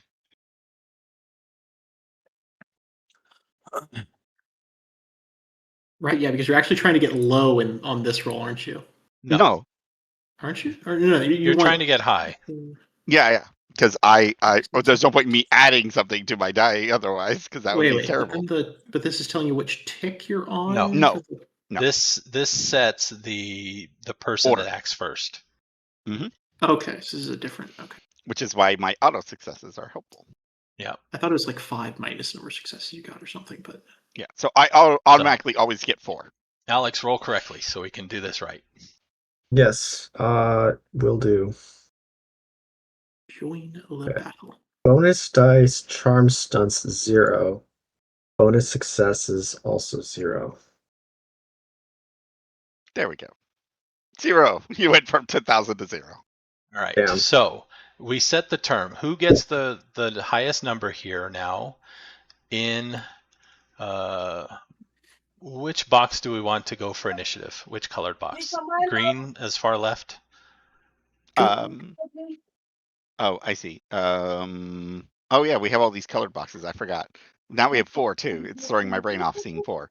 I don't know what. Let's all just these go with would the be green. for. Let's just go with the left Yeah. one.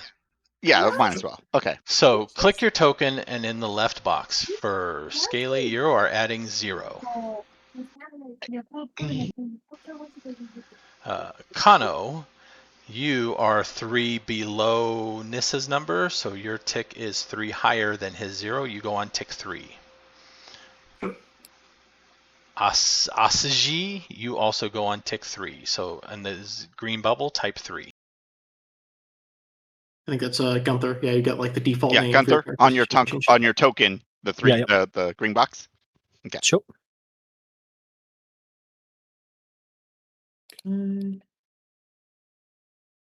I can't check that for other people. Okay.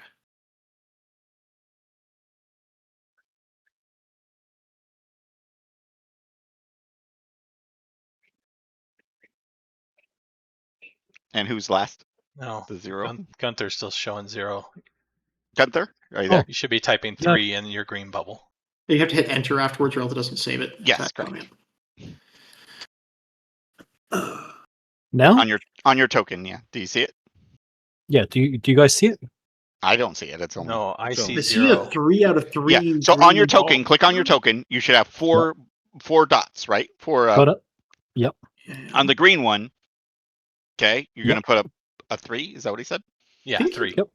3. He did. Put it Put on the green one. Yeah, Put it's a 3. The green one. There was a Yep. 3. And then hit enter. Yep. Done that. Is mine? Don't look at me. I can't see anything. Yeah, he did it. It's, Let me refresh. Okay. I can see it because he gave me access to his sheet. Oh right, yeah. Maybe So, my table lagged out. maybe.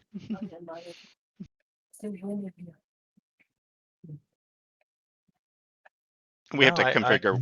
I click 4 and I still see 0. Oh, because I'm not 4. I'm 1. I don't know who 4 is. Is it Shady? That's me. Yeah, that's Yeah, me. Scaly Are is you clicking 4's on the wrong Wait, one? Oh, You're clicking no. on me. You told me to put 0. Yeah, Gunther Asige is number 1. Okay. Yep. I was looking at the wrong token. Okay, I was like, Okay. what are you talking Alright. about? Yeah, 0. 4 is That's 0. all You good. are correct. Yes. All right. Let Cool. me organize them in the sheet based on the numbered order at the moment.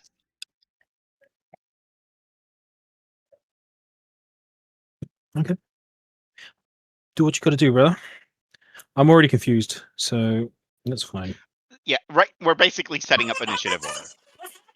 Is what this is. This is the process that we set up initiative order, because initiative is a little weird on this one. Yep. All right. So then Burke would go on 5.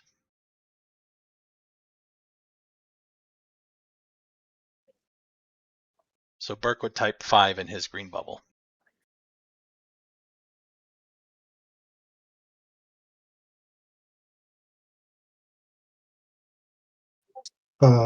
Yes.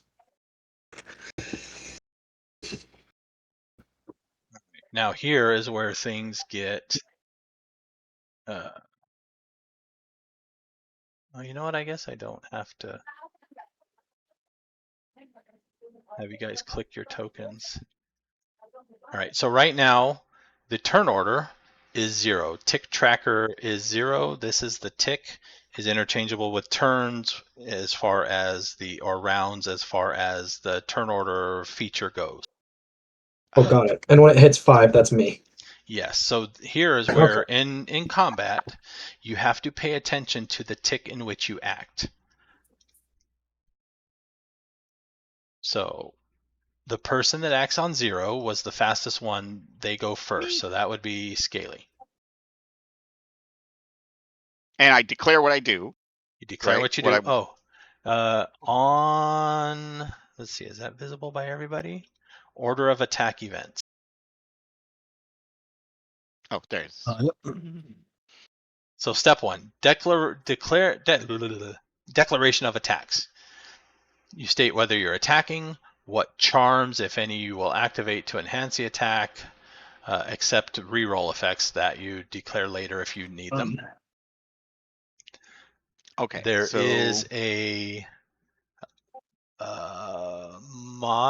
no, that's not it right now. Where's the action option summary is another handout.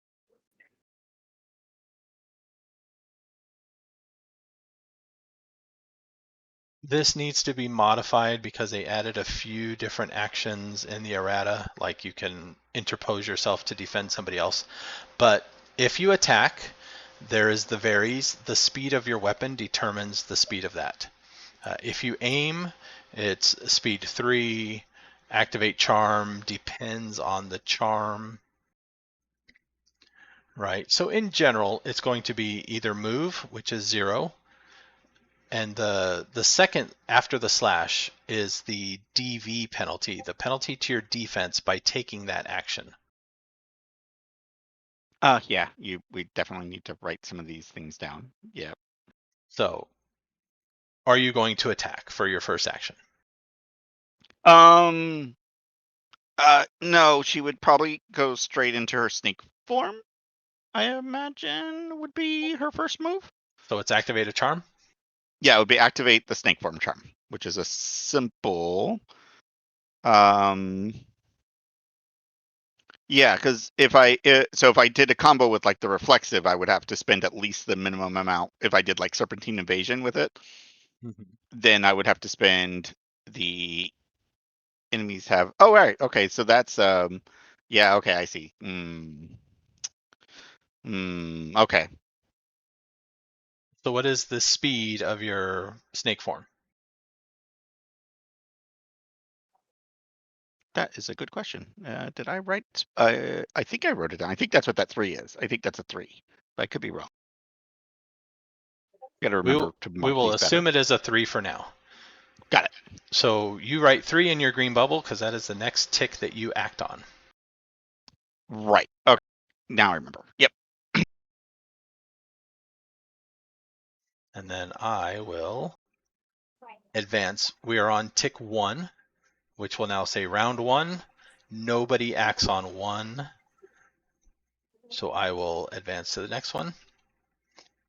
2, let's say I had an NPC that acted on 2. They would go now, and I would modify their tick for their next action. And then we get to 3, which several people act on 3. Mhm.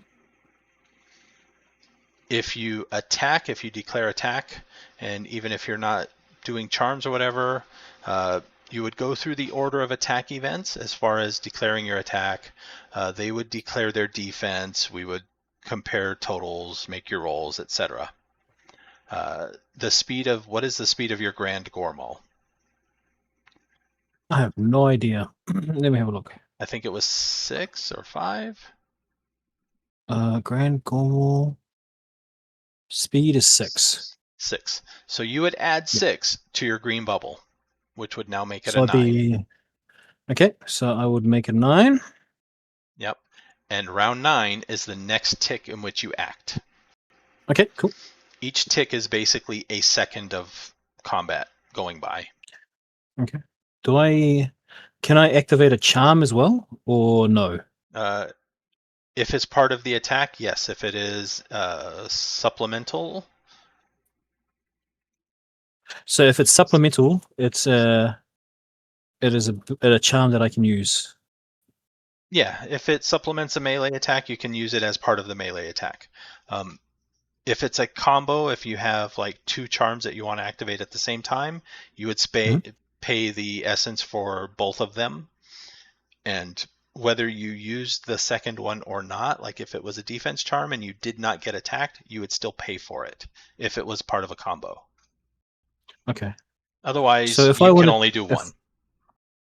If I wanted to use melee excellency and hungry tiger technique, can I use those as a combo? Yes. Okay. Hungry Tiger has a fixed value. Melee Excellency is 1 mote per die. Okay. What does it give me, melee excellency? Assuming you go with the first melee excellency, it's just +1 die per mote you spend on it. Yeah. Oh, and okay. you can add up to the normal amount that you would add with melee plus dex. So you could double the power as the Yeah, maximum. The pretty maximum much. is doubling, right? So beyond, Oh. you can't go more than double what your normal dice is what that Oh. means. So that would be melee plus dex. So my melee is 5. So I could do 9. So I'll do 9 points. Yep. Just as we are doing this. So I will double my attack using melee excellency and using the hungry tiger technique as well. So that would cost you a total of 11. All right. Now, let's go back over because I think you were away when we noticed this. On your combat tab, your essence, Yep.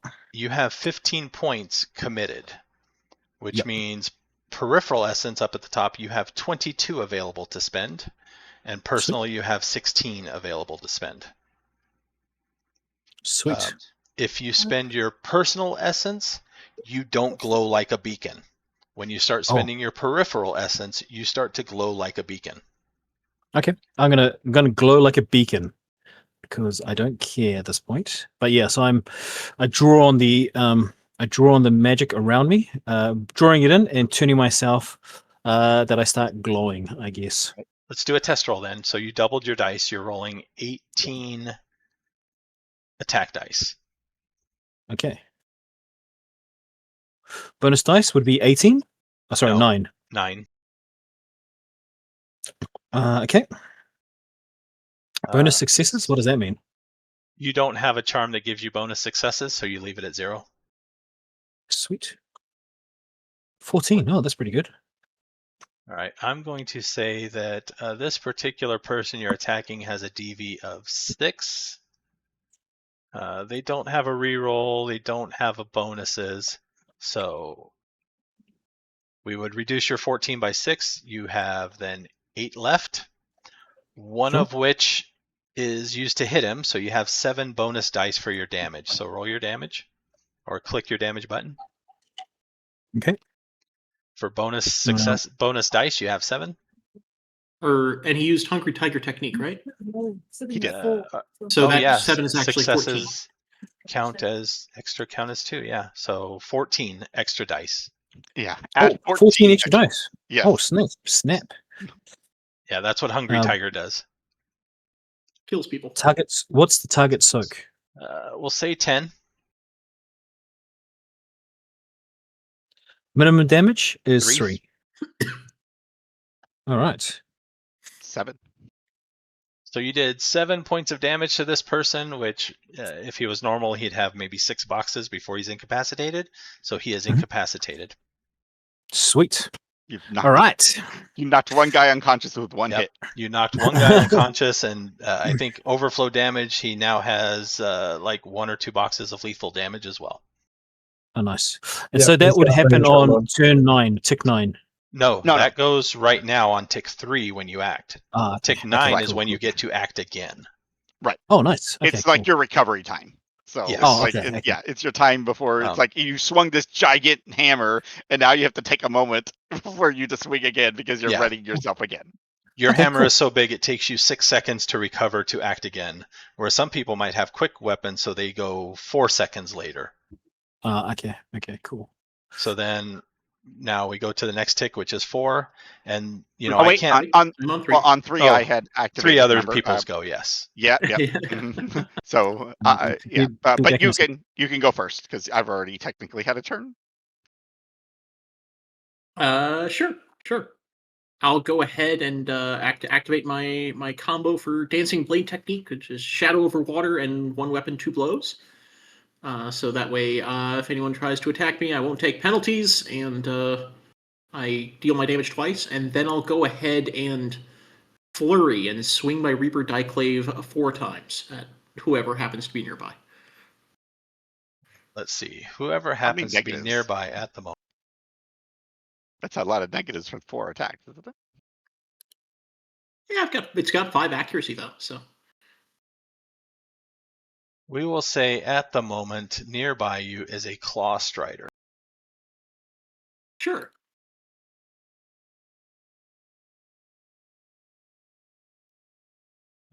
His dodge DV is 3. All right. So with a flurry, I'm going to be going ahead. Like everything is going to get -4, and then the second one gets -5 and -6, -7, right? Is that And because you are flurrying, his defense gets progressively worse as well. yes. Okay. So first of all, I'll go ahead and change my tick to 7 because I have a speed of 4 on this weapon. So this is going to take me 4 ticks to do. I'll No. go ahead and Takes you 4 ticks until you get to act again. yes, yeah. Okay. And then I'm going to go ahead and do my Exalted roll, which I have accuracy 5, dexterity plus melee is 9, specialization in Diclaves, so I start with 10 dice on this. So that is 2 successes. The first one misses. And then Did you yeah, the first one misses. second one also misses. The second Damn. one, his dodge DV is now 2, so that also misses. Okay. Now his dodge DV will be 1. I can't roll for shit. Oh no, that was the wrong number. I skipped. That should have been 8 dice on the third attack. Okay, so the third one hits. Yep, with 4 extras. Yes, it does. All right. And so then my damage for that is 6 plus my strength, which is going to be the total of 9. Minus, I assume he's got some lethal soak? Yes, 5. Okay. So I've got 4 damage, so I'll roll that. And that is 4 successes. And then also for 1 weapon, 2 blows, I will be doing that again. So that is a total of 6 damage between those 2 attacks it gets through. Okay. And then I'm going to finish off my flurry with the last attack, swinging 7 to hit against his dodge value of 0, which gets 7 successes. Oh, I forgot my bonus successes on those 2 damage rolls. Whatever, move on. I got 7 successes in that last from the flurry, which 6 of those were bonus successes. So this one will have a total damage of 6 plus my strength. It was total damage of 15 minus his 6 soak. So it'll be 9 damage. And then The second one knocks him unconscious. Yep. Okay. And I will Okay, mark so there's off some the- benefits of doing all those attacks because you're basically reducing his defense so low that it's like, oh, Yeah, his defense value just stops mattering, and yeah. So let's say something has a defense of an 8, right? Every person that attacks him before he goes, his defense drops by 1. When you do a flurry or a combo, now regardless or not regardless, in consideration to your attacks, his defense also drops by 1 per attack. So let's say Owen attacked, what did we say his defense was 8? So Owen attacks him, he has his defense value of 8. The next person that attacks him, his defense value is now 7. The next person, let's say they do 3 blows, right? So his defense value is 6, 5, 4. But that 5 and that 4 are only regarded to that person. So the fourth person that attacks him, it goes back up to 6, drops by 1, is now a 5. Okay.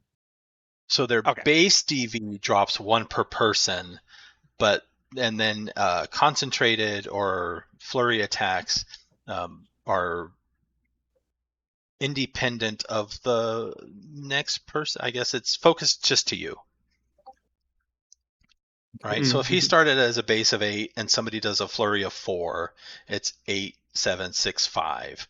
But those other penalties don't count for the next person, only the one person modifier by -1.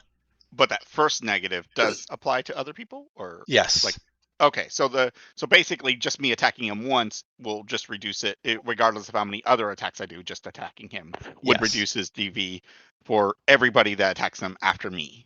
Up until the turn resets or whatever, or and until also he gets his turn.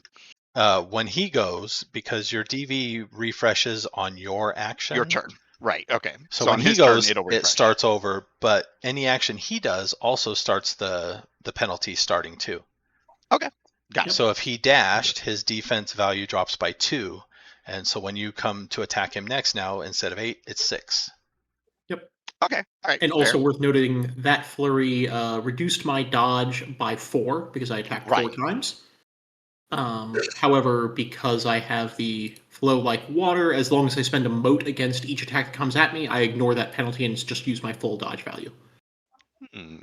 So this is specifically like I really, that flurry, it's really effective. I don't want to be using it if I'm going to get counterattacked unless I'm also using the flow like water to allow myself to dodge.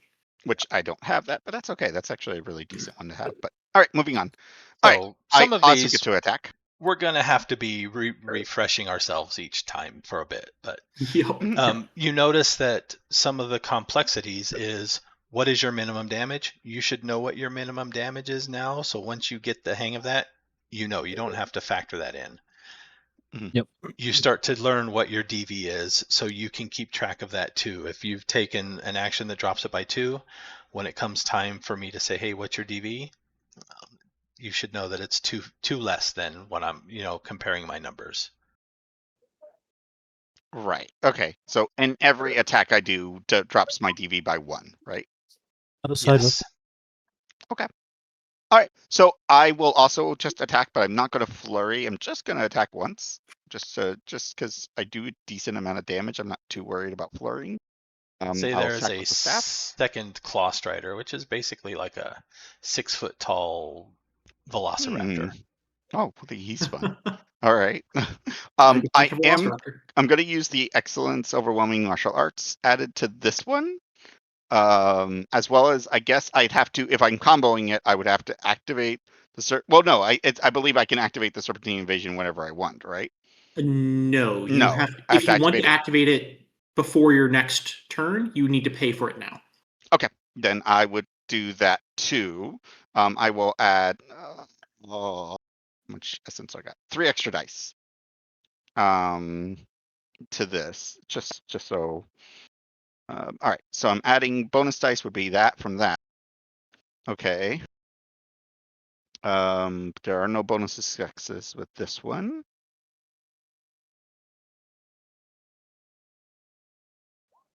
So I get 4 total successes. His DV is 3, so 1 you hit, but you get no bonus on the damage. Okay. So here I'm rolling damage. So no bonus dice, right? So it automatically goes to 1, but it should be just 0, right? Should be 0, yeah. Okay. Yeah, it seems to be auto set to 1. So all right, so 0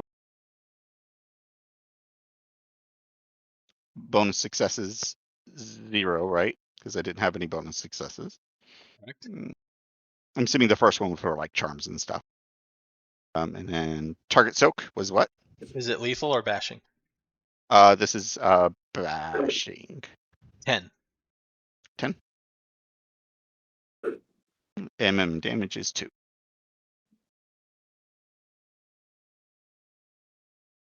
Okay, so I didn't hurt him, right? So he soaked the damage. Okay, fair enough. All right, and let's say he goes on 4. Okay, and that was a speed of 5, so I'm adding 5 to this, right? So now it's to 8. Yep. So we get to And 4. He DB's down by goes. 2. He's going to go after the martial artist. He's going to bite. Me? You said? Yes. With martial artist. Me? Okay. He gets a -5 to hit me. Oh, nice. Okay. -5 dice. Is that internal or external penalty? Define. Sorry.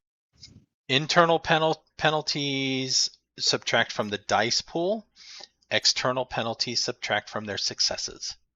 Dice pool. Okay. Enemies have a -2 dice penalty versus dice pool. So my -5 to their dice pool. Okay. So normally he would get to roll Dex 4, martial arts 3, so 4, 8. So he's rolling 3 dice. 1 success. Okay. What is your so DV? My DV is normal. Wait. Is that just pre-calculated? It's pre-calculated, but you acted, so it would be lower. I know. Yes, it's -2, so it's only a 2, I guess. It's still higher than his successes, so he misses. Oh, okay. All right. So that makes sense. Your defense value is only 2? Only 4? I don't. That's what the system says. Maybe I don't know if it's Are you calculated. looking at your parry defense value or your dodge? Oh, right. It would be parry, right? I mean, you can choose. You can. Yeah. Parry would be 8, but either way. Okay. Fair enough. But that -2 would still count, right? So still be a 6 then. Correct. Okay. All right, and then we advance a tick. We go to 5. Anybody that acts on 5?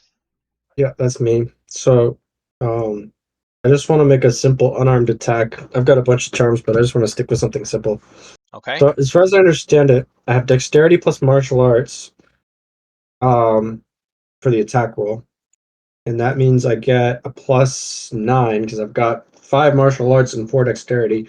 And this is +0. I don't think I have any extra bonuses for this.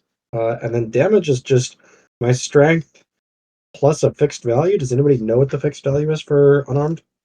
Yes, hold on. I think it's like 3 or something like that. I don't know. I think it might be your essence. Oh, really? Cool. No, there's a weapons chart for unarmed.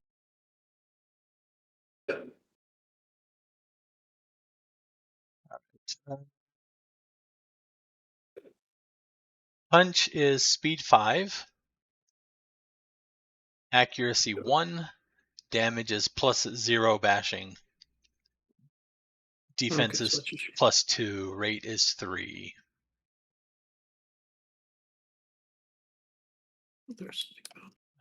Kicking is less accurate, more damage, less defense though. What's the range? Unarmed ranges is only for range, so it's melee. Okay. It has no range. In order to Alright, kick, you so- have to have a minimum strength 1 and a minimum dex 2. Sounds good. All right. So I got 6 successes. You got 6. His defense value was 3. It is now a 2. So you have 4 successes. 1 to hit. Oh, I see how that works. Cool. 3 extras for your when you come to damage now. Okay. So then I just add that to my damage value? Yep, click your damage. All right. Hold on. I have to add this. So my damage is strength plus 0. martial art plus 0? Yep. Because it says Smart. stats, so like I'm assuming I just don't set anything like martial arts or anything. Right, you don't set anything for that. Okay. All right. So then bonus dice is 3.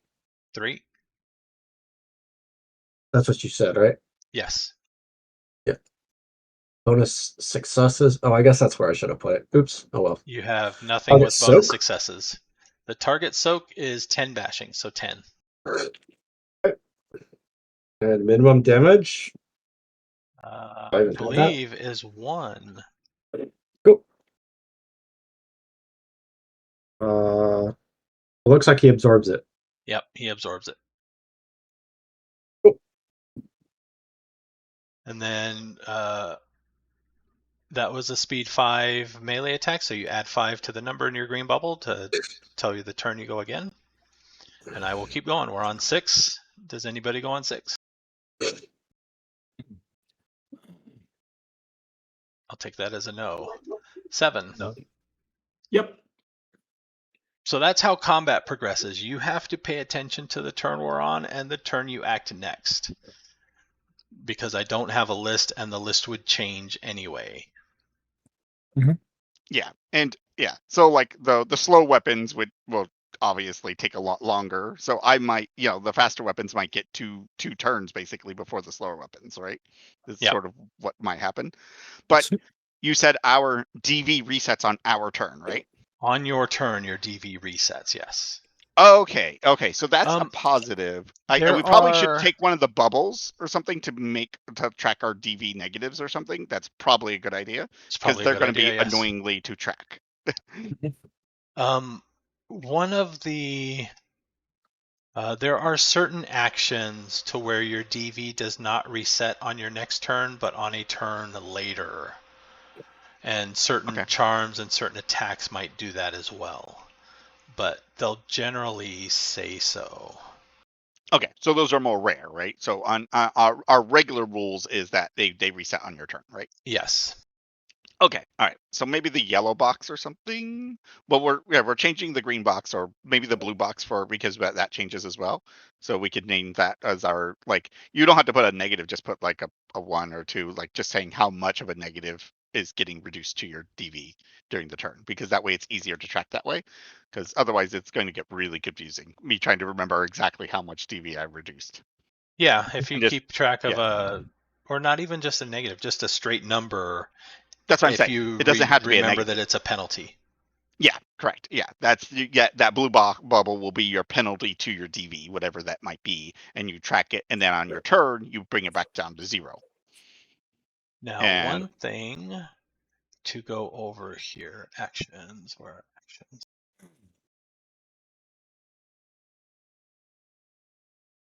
Things like aim on the action summary, right, is -3 or 3/-1. However,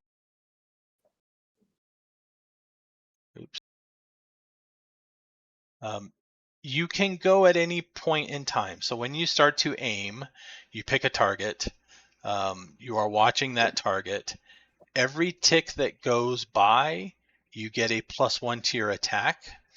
Up to 3 ticks is at a +3. You can abort the aim and attack the next tick if you want, with only a +1 to your attack. Yeah, what aim is it's actually like readying an attack. It's saying I want to attack sometime in the next 3 ticks. And it also gives you a bonus to your attack based on when you do it. Yeah. Now, Okay. it does not, aiming as a -1, it does not refresh your DV if you aim. Guarding, I think, does. I think guarding makes remove some penalties and stuff. Yeah, guarding does not reduce your defense value. On any tick in which you are guarding, you can abort the defense to take any other action desired except to aim or to perform another guard. But so guarding is something that you are actively doing over time. You can abort it at any time. Otherwise, when the tick 3 higher comes up again, you can choose, do you want to keep guarding or do you want to do something else? It's just two different ways to wait, pretty much. Yeah. Guarding is basically like if you don't know what you want to do right when your turn comes up, you guard. Your defense value doesn't drop and you're just kind of waiting as ticks go by. So it's not like you're forced to act on your tick. You can choose, well, I want to wait and see what that guy does, but I don't know exactly when he's going to act, so I'm going to guard, type of thing. Mm-hmm. Dashing is Also, while you're doing anything, you can just be moving. Like if you're doing a 6-tick attack, you can move like your speed 6 times during that. As just happens. Then dashing is for going even faster. Yeah. Move is you can sprint up to your dexterity yards per tick over land. Wound penalty subtract from the speed. So when you're wounded, your speed will drop. And mobility penalties from armor will also drop that.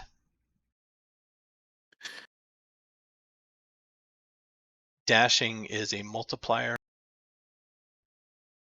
So when you dash, you dexterity +6 minus your wound penalties and stuff like that, yards per tick. And the defense penalty drops by 2 per tick.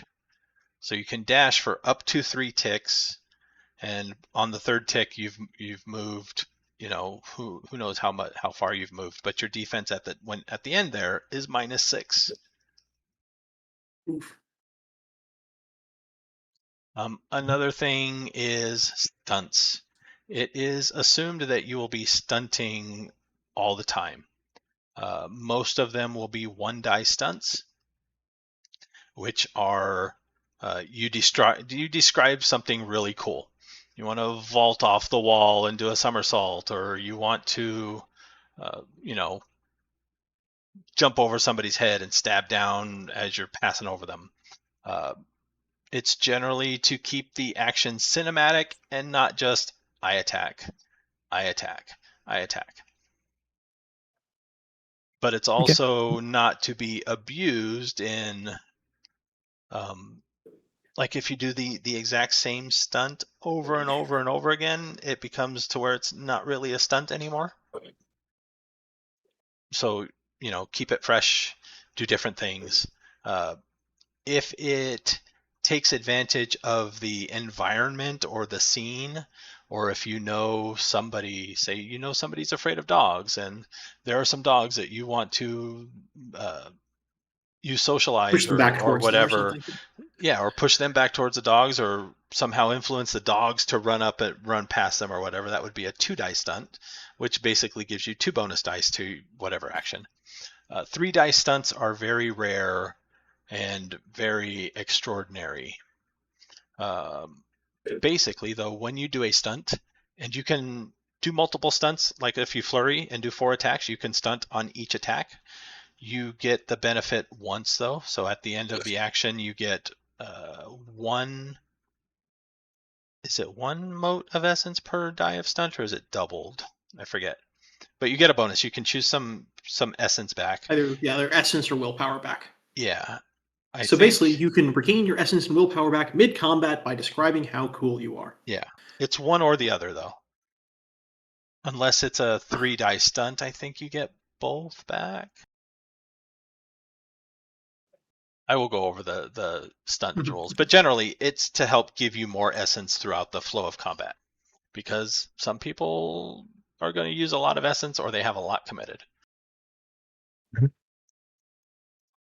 Anything I missed or anything anybody else might have a question about?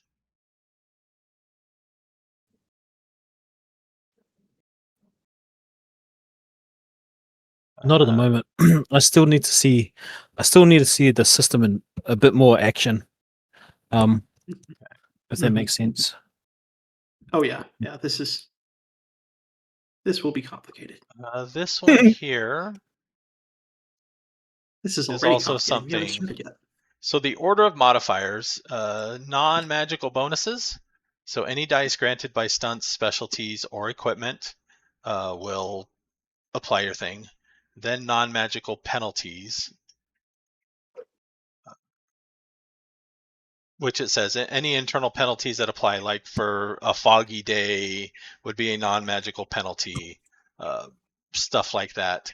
If your essence is 2 or higher, note the total value of wound penalties and multi-actual penalties for step 5, because regular non-magical penalties cannot reduce your dice pool below your essence unless it starts below your essence. And then you get magical bonuses from charms and stuff, and then magical penalties, and then you figure out your minimum dice, etc. Which, after doing it a few times, should start to become second nature there as well.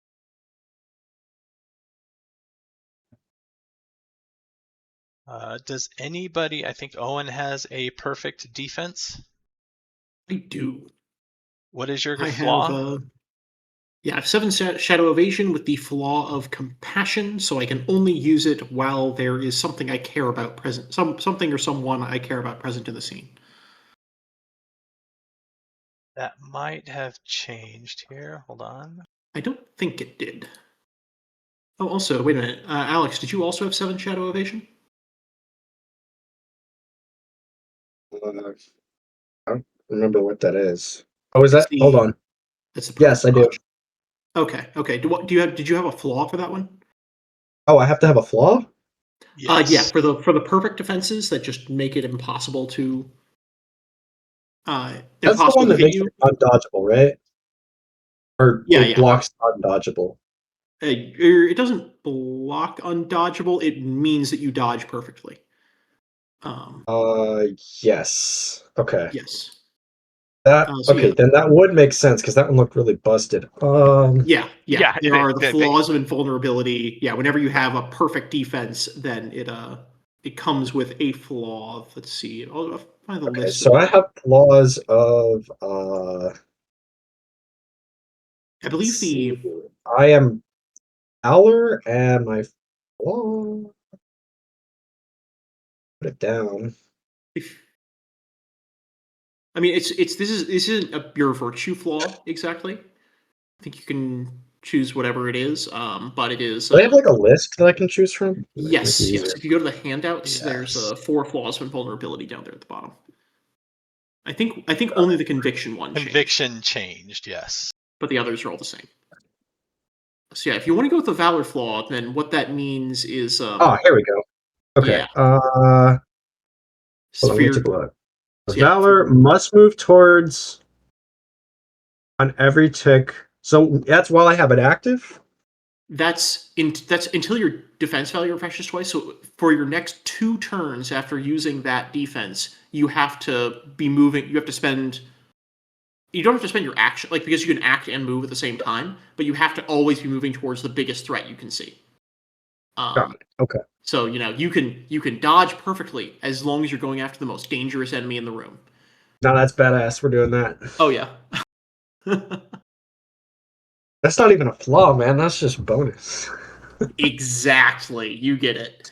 Except for the person that is the squishiest. Well, I can dodge perfectly. I mean, what could go wrong? As long as you don't run out of essence, then you're completely invulnerable. Yeah. Now, I if can someone decides to also, flurry attack you 5 times, then maybe you might start. Maybe that 3 essence per attack might start looking a little thin, but yeah. All right. So the Well, group the plan is had to use a knockout blow. So. the group has known each other and been traveling with each other for some time. Okay. You guys friends. are artifact hunters, Let's talk about so you are roaming the lands looking for the most part, first age artifacts, right? Presumably, are you doing this for an organization, like, the general stuff that you can't use? Do you have buyers for? Do you have a thing to do with them? What are you talking about? I have a contact that is just like an expert in first stage stuff. So maybe I don't think we're doing this like for an organization. I think we're doing this for us mostly. Um, like we're trying to find the weapon artifacts and things like that. The things that could help us, build a kingdom and eliminate war and make us famous and things like that. Yeah, exactly. But yeah, probably for the things that are more archaeological in nature rather than being actual magical shit. Yeah, I think like I think a couple of us have contacts, so probably like we go and talk to people and about where to find them and what to do with them afterwards. Yeah, I'm thinking of like instead of the it belongs in a museum, it's like whatever our motivation is. Like It belongs to me. Yeah. Or you also want to take Sure. things out of the hands of the dragon-blooded, Oh, yeah, absolutely. especially if rumors arise of them having solar artifacts. Yeah. Oh, and if we run into any of those guys that destroys cults, we kill them. Sorry, just so you know. Oh, the Wild Hunt? Yes, those guys. Are they like part of the dragon blooded, basically? No, they, I guess a simplified version of, they are the fairy folk, Oh, they're fairy folk. Oh, yeah. Okay, those guys. Okay, yeah, right? okay. Those In are the bad guys too. prehistory, there was the raw chaos of stuff, which the fair folk basically dismantled stuff and turned back into energy. And then there were the primordials that took that energy and created stuff. So they were at odds with each other. The primordials then created the gods. The gods could not fight back against the primordials, but they resented being kind of forced to do their bidding, so they created the solars and the exalted in general and gave them their power, and then said, solars, kill the primordials, which they did. Mhm. And in their They- dying stroke, they cursed the solars and gave them their flaws that, at a certain point you succumb to your vices and act out according to your virtue flaws. Yeah, I mean And- the Fey folk are kind of they're kind of like fairies. They're also kind of Yeah. like an eldritch horror that's overwriting reality with the Yeah. Feywild and nothing else. It's the very simplified, high-level version of them. Mm-hmm. Okay. So yeah, the Wild Hunt, I guess, would be like a roaming band that just goes out trying to destroy anything.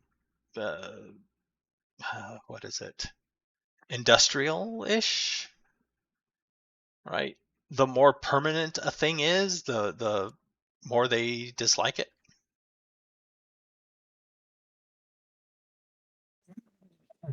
Okay. Yep. Interesting.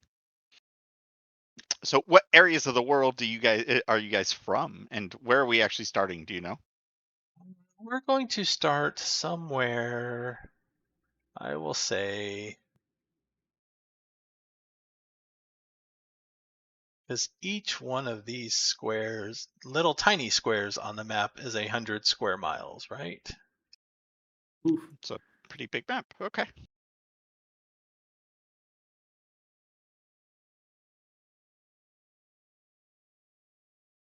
Oh, I did not fix the scale. Wait, each tiny square is 100 square miles? Each tiny square is 100 square miles. Oh, that's it. So from Nexus to the coast is like 800 miles.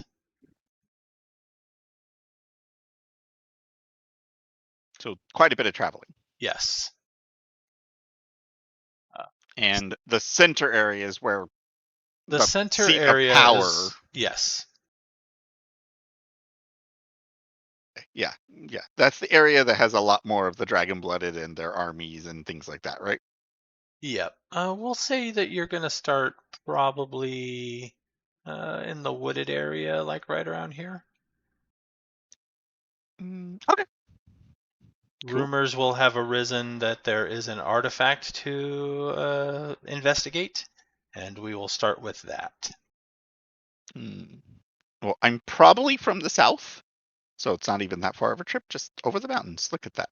It looks like there's a road through the mountains, so that's cool. Makes life easier. The See, bayou of endless regret. Just Louisiana? They put Louisiana in here? Yeah, that's terrible.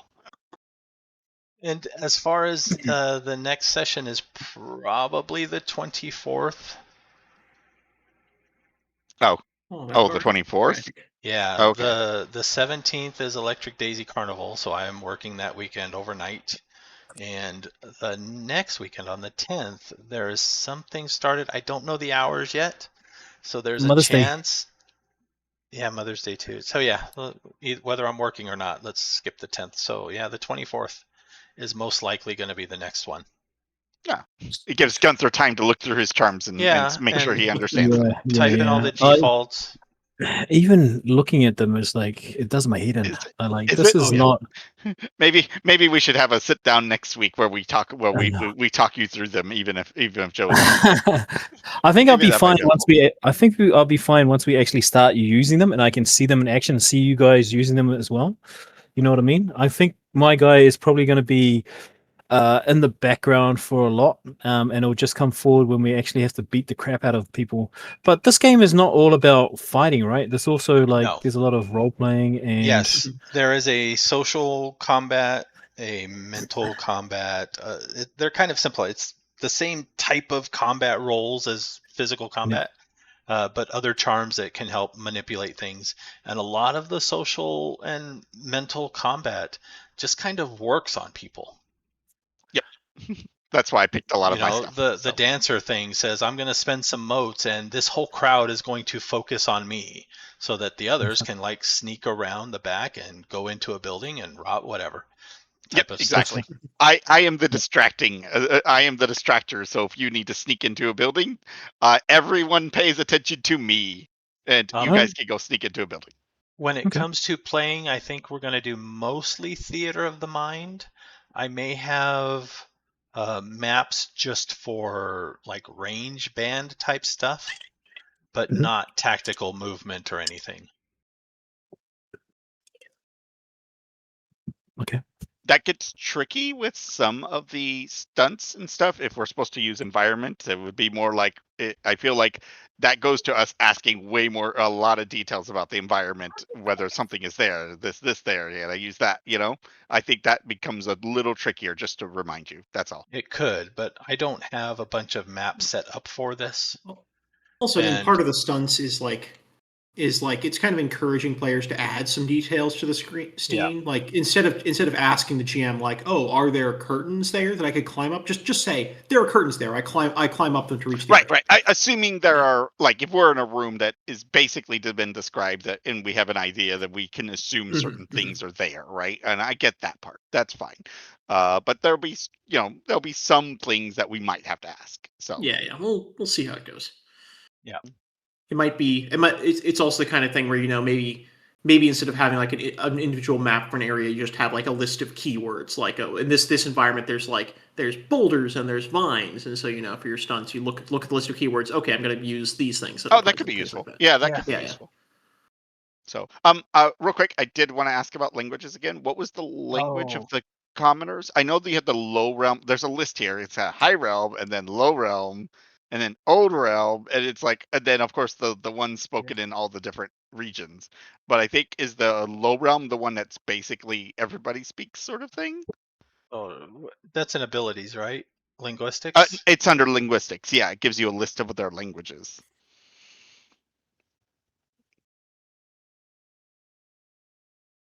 Let me find it.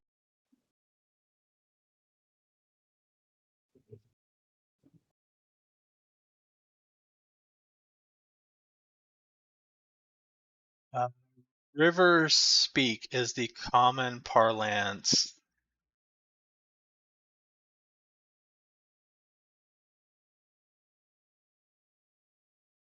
For like trading and merchants Yeah. and stuff. So That's what I saw. low realm is the commoners. Let's see, high realm is the dragon blooded. You probably would not speak high realm, but Yeah. river speak is the general. In most of the trade lands, like Nexus would speak river speak. Most of the cities would speak river speak. And then like certain regional ones, like Flame Tongue would be spoken often in the south, where Forest Tongue might be spoken in the east, right? Like so, like, but they would also, most of them would also know River Speak, is what you're saying. Yes. Okay, okay. So most would still speak Wizard Speak unless you're out like out in the boonies somewhere or something, like, you know, where traders don't go or whatever, Yes. right? Okay. Interesting.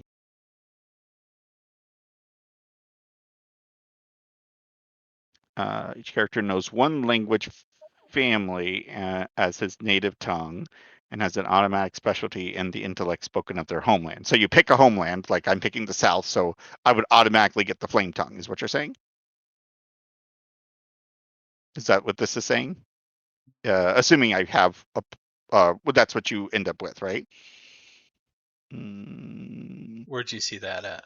Under the description, under the trait effects, it says each character knows one language family as his native tongue with an automatic specialty in the dialect spoken in his homeland. Oh, yeah. Okay, so that's every character. So all the characters would, all of us would know that language from whatever our home one is, or River Speak if we chose, I imagine, right? Yes. And then each shot in linguistics allows the character to understand one additional language family. So these language families are like, okay, I see. So at that point I could pick River Speak. Okay, now I understand. I just wanted to make sure I understood this. And I have what, 2, I think? So we should be able to. We should all be able to speak a language that we can all understand, right? So you get one language without taking linguistics, which is your home language, or you could pick River Speak, which is the one that pretty much everyone knows. Yes. Or are you giving River Speak? Yeah, because that's what it's like. Yeah. So if you don't have linguistics, you're probably better off picking River Speak. River Speak it is. But linguistics gives you an extra dot. So basically, I can linguistics 2, knows 2 additional families. Oh, I get 2 additional on top of. So if I pick Flame Tongue as my normal, then I take River Speak, I get 1 additional one. And low realm is probably also used by most of the commoners. It would not be used by the hoity-toity high society, but it would also let you get by most places. Okay. Which I am going to pick that one. If you, in order to read, you have to have a lore of 1. And if you want to read first age books, you need Old Realm.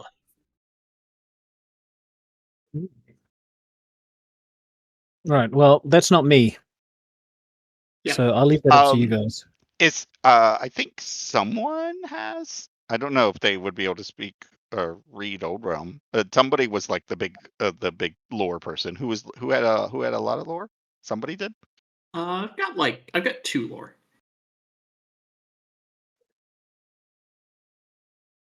Yeah, you need at least lore 1 to be literate. Yeah. Right, which I do have. I have. I think I have 2. No, I have 1. I have 1 lore. Right. So I have lore 1. No, I have lore 1 to be literate in my stuff. Yeah. So, but I don't know if anybody wants to do Old Realm. It would probably be useful as treasure hunters of sorts. I don't know if I have where I could pull a point from if I wanted to put an extra point into.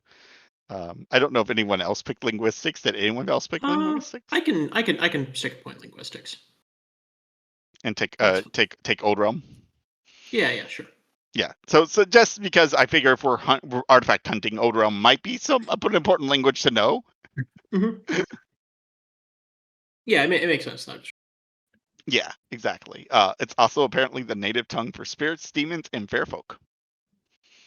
Ooh, cool. Good to know. But yeah, so I know Flame Tongue because I'm from the south. So, but you can be from any of these realms. So, like Gunther, looking at the map, Mhm. where do you think your character might be from? Probably in the stab central middle. Oh, well, that's probably the worst place for you. Yeah. That is the empire that wants to kill us. That's their Yes. home base and their palace. That is the empire Yeah, that I will like- slaughter you on the just by sight. So you fled. They would have to. What happened? They would have to know. They would have to know, right? I believe. No. Yeah, Many decades ago, they pretty much killed all of your kind and locked away the spirits. Oh, okay. So I couldn't go there. I couldn't start there. No. I mean, yeah, it's more likely if you were awakened there, you were immediately found and slaughtered. So yeah, not likely you survived trying to get out of there, even if you did awaken there. I mean, I guess he could have been from there and left and then awakened, maybe. True, you probably could have, but Yeah, that's a possibility. Where are you guys? Where are the rest of you guys starting? I'm probably going to be like around the area where the adventure is starting, the east. probably somewhere like on the edge of the mountains on the south side there. Okay. Yep, and I'm from the south, which is on the other side of those mountains in the desert. Okay. And what about you, Alex? I'm not sure. I'm assuming I'm kind of from the city, so something like that. That's But kind of how I you imagine could my be from day. anywhere. So like you could have traveled all the way from the north. You could travel from the waters all the way on the other side of the map where there's like nothing but Yeah, my islands. character could literally just be on the street, and y'all are like, "Huh, that guy's weirdly ripped for somebody on the street." Like, literally, that's how it could go. Hell All yeah. right. So you're saying we're starting in the eastern side of the main continent? Yeah, right around we're here number 13. is- We see that 13 on the map. Yeah. That's around that area. Are we starting in that area? Or are we starting somewhere near it, going towards it? No, you're not going towards the 13. The No, adventure is just going to that general start vicinity. with you guys having found some information and on your way to a site, which is going to be roughly around here. And so, what is Fawns there? It's a town. All right. Maybe I'll start there. So save us having to think. Where you're from? Well, no, this Yeah. is where you're from, not necessarily where you Yeah. are. No. We're all starting that's- together. Right. The No, idea that's is not what I'm saying. where were I'm you thinking maybe raised? Maybe Like, I'll where- start there at Fawns, Okay. which is what is the black thing around it? Why is it gray? Sounds- Is Thorns in the middle of a swamp? It's not a I'm swamp, though, not is it? sure what this map's keys are. I just found the Because map it's the to same upload color it. as the Bayou of the Endless Regret. That's why I'm thinking it looks like maybe a swamp. Could be. But then it's also got over here. It's got the same blackness, so I'm thinking it's probably not a swamp because that's It is- Walker's Round, Ebon Spires of Pyron. Is it a place where there's like problems It with is fairies? a major metropolis and key imperial tributary. Oh, Key Ooh. Imperial Tributaries. Probably not a good place to be. I mean, it's dangerous, Maybe- but I mean, if it's a major metropolis, then there's places to hide in a major Yeah. metropolis. Sure. Yeah, And it and could have I'm been leaving the there anyway. So Yeah. it That's could just have where you're from. been a basis of, hey, we caused some trouble there now because it is a tributary, and then got run off, and Yeah. and I then like you that. found the Yes. group, and you've been traveling with the group probably for That's- a few months now. right, I think that's what I'll do. I will have been raised in Fawns, which is far enough away, but still within a dangerous area, and then escaped once I started noticing things were going strangely right, Yeah. and But traveled onwards. are there also like small towns and villages and stuff that are just Oh, basically all not over. mapped? Yes. Okay, good. Okay, cool. Because I would be stopping at each one of them and trying to impress upon them our how cool we are. That's all. Oh no. Okay. Sorry, Back I'm in- reading a bit more about thorns. It used to be a major metropolis and Kir Imperial tributary. Then there were several civil wars, and then the Death Lord Mask of Winters invaded it, and now it's the center of a growing Shadowland. That's what that purple zone. Ooh, okay, cool. All right, that's even better. I like that. I'll So maybe your home is gone. maybe I'll take that home back. Perhaps that could be the start of my conquest. I'll be back in a second. Your conquest carcass is that's a big conquest there. Let's take it back. Wait, what's his goal? Is he trying to conquer the world or something? Trying to conquer a kingdom. World will say Ah, a kingdom. okay, that's He's trying to be a slightly kingdom. more achievable. Yes, but apparently he How's wants that to going to start at work with Thorn. my world peace, though? We might be at odds. No. His new empire will bring peace. Yeah, see? All will be peace under his rule. Oh. We just have to. Okay, so y'all are gonna have to like literally keep me like completely oblivious to half the violence that's going on. So like, you know, as he's committing genocide or whatever else to like, you know, bring racial order or whatever weird ideal he's got, you know, just like I don't know what his idea of what his empire will run at yet. So Well, that's going to be an interesting one. There But, can you know, there can be no peace while the dragon-blooded outnumber the Solar like thousands to one, and yeah. are intent on murdering the Solar. See? okay, that's a little bit better. By destroying the warmongers. And then the Abyssal Exalted were once Solar Exalted that were corrupted.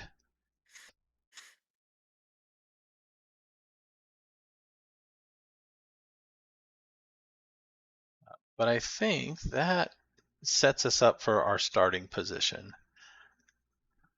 Yep. I may do a little tweaking to my character in the time between now and then, but Oh yeah, Yeah. I'm sure we all will be doing a little tweaking. So I mean, as a general recommendation, I would make is not necessarily having like a few skills at 5 and nothing else. Sorry. oh, that's for yeah, that's Gunther. Yes, you might want to diversify your skills a little bit, is what he's suggesting. yeah, I'll think about what I can do. I'm thinking the character might be a little bit too focused on a couple of things, but Now, in I have to general, look at some stuff. mortals suffer a penalty when they don't have any dots in a skill and they try to do it. Exalted don't, but they also don't get any bonus dice for not having dots. So That's cool. and Yeah, it's he was the saying that difference between diversifying your character might be a better option a little bit to rearrange your points just a tad. Like I don't have anything at 5, but having at 5 is a bit extreme and unnecessary at this particular point, at least I think. No, I'm good. Okay. I understand what you guys are saying, but at this point, because I got no real idea of how this game works, I'm happy with what I've got. And then like the only way I'm gonna see if like especially when we build the characters new, if I'm gonna then I will think about diversifying, I think. But for right now, I'm happy with the way they are, so that I'm strong. You're in one trying to thing. you're trying to make a very simplified character, so you don't have to Yes, worry yes. about a lot of things. I get it. Okay, I'm recommending it's a one it for shot. So thematic points, right? Because the goal is you're going to find a spot to where you are beaten, run off, and defeated. And if you're already the best melee weapon you have, there's no time strains of, hey, I got better with my weapon now, and I'm there's no coming going back. up. Yeah, Right. yeah. You're Oh, that's basically fine. as good as you're gonna get, which is like Well, okay. So what I was thinking, now that you've said that, is that I'll have to find something to diversify into. So obviously, fighting was not the thing that was able to bring these guys down. So I need to find other things to, Yeah, that's a to possibility. attack them. So I think, yeah, no, I understand what you're saying, but right now I'm happy about this because it's simple. And then once we do the time jump, and I've had a good look at how the game works in action, then I'll start looking at diversifying and doing different things. Maybe branch out into stealing stuff or being a stealthy, or maybe I guess I think the opposite end of like I diversify first and then I see what I like and then I focus on those later when I want to upgrade Yeah, yeah. those. Yeah. But I yeah, it's all good. Whichever way you want to go, I suppose. All right. Yeah, yeah. So No, it's 3 weeks most likely then. cool. You said a maybe for next week. Is that what you said? Oh, no, next week is No, Mother's Day. yeah, Never it's mind. Mother's Day. Let's just hmm not even try. Okay, so it's in 3 weeks. Okay, that's fair. That's all And then good. if anybody has questions, type them in Discord and we can work out some fine details and things like that. Sweet. Solid. Also, if Yo. anybody can find images for their characters, I can make actual tokens instead of numbered monstrosities. Yeah, I Oh, yeah. will. Yeah, I will be making a token. Do not worry. So I Oh, will good. find an image for my character. So Sweet.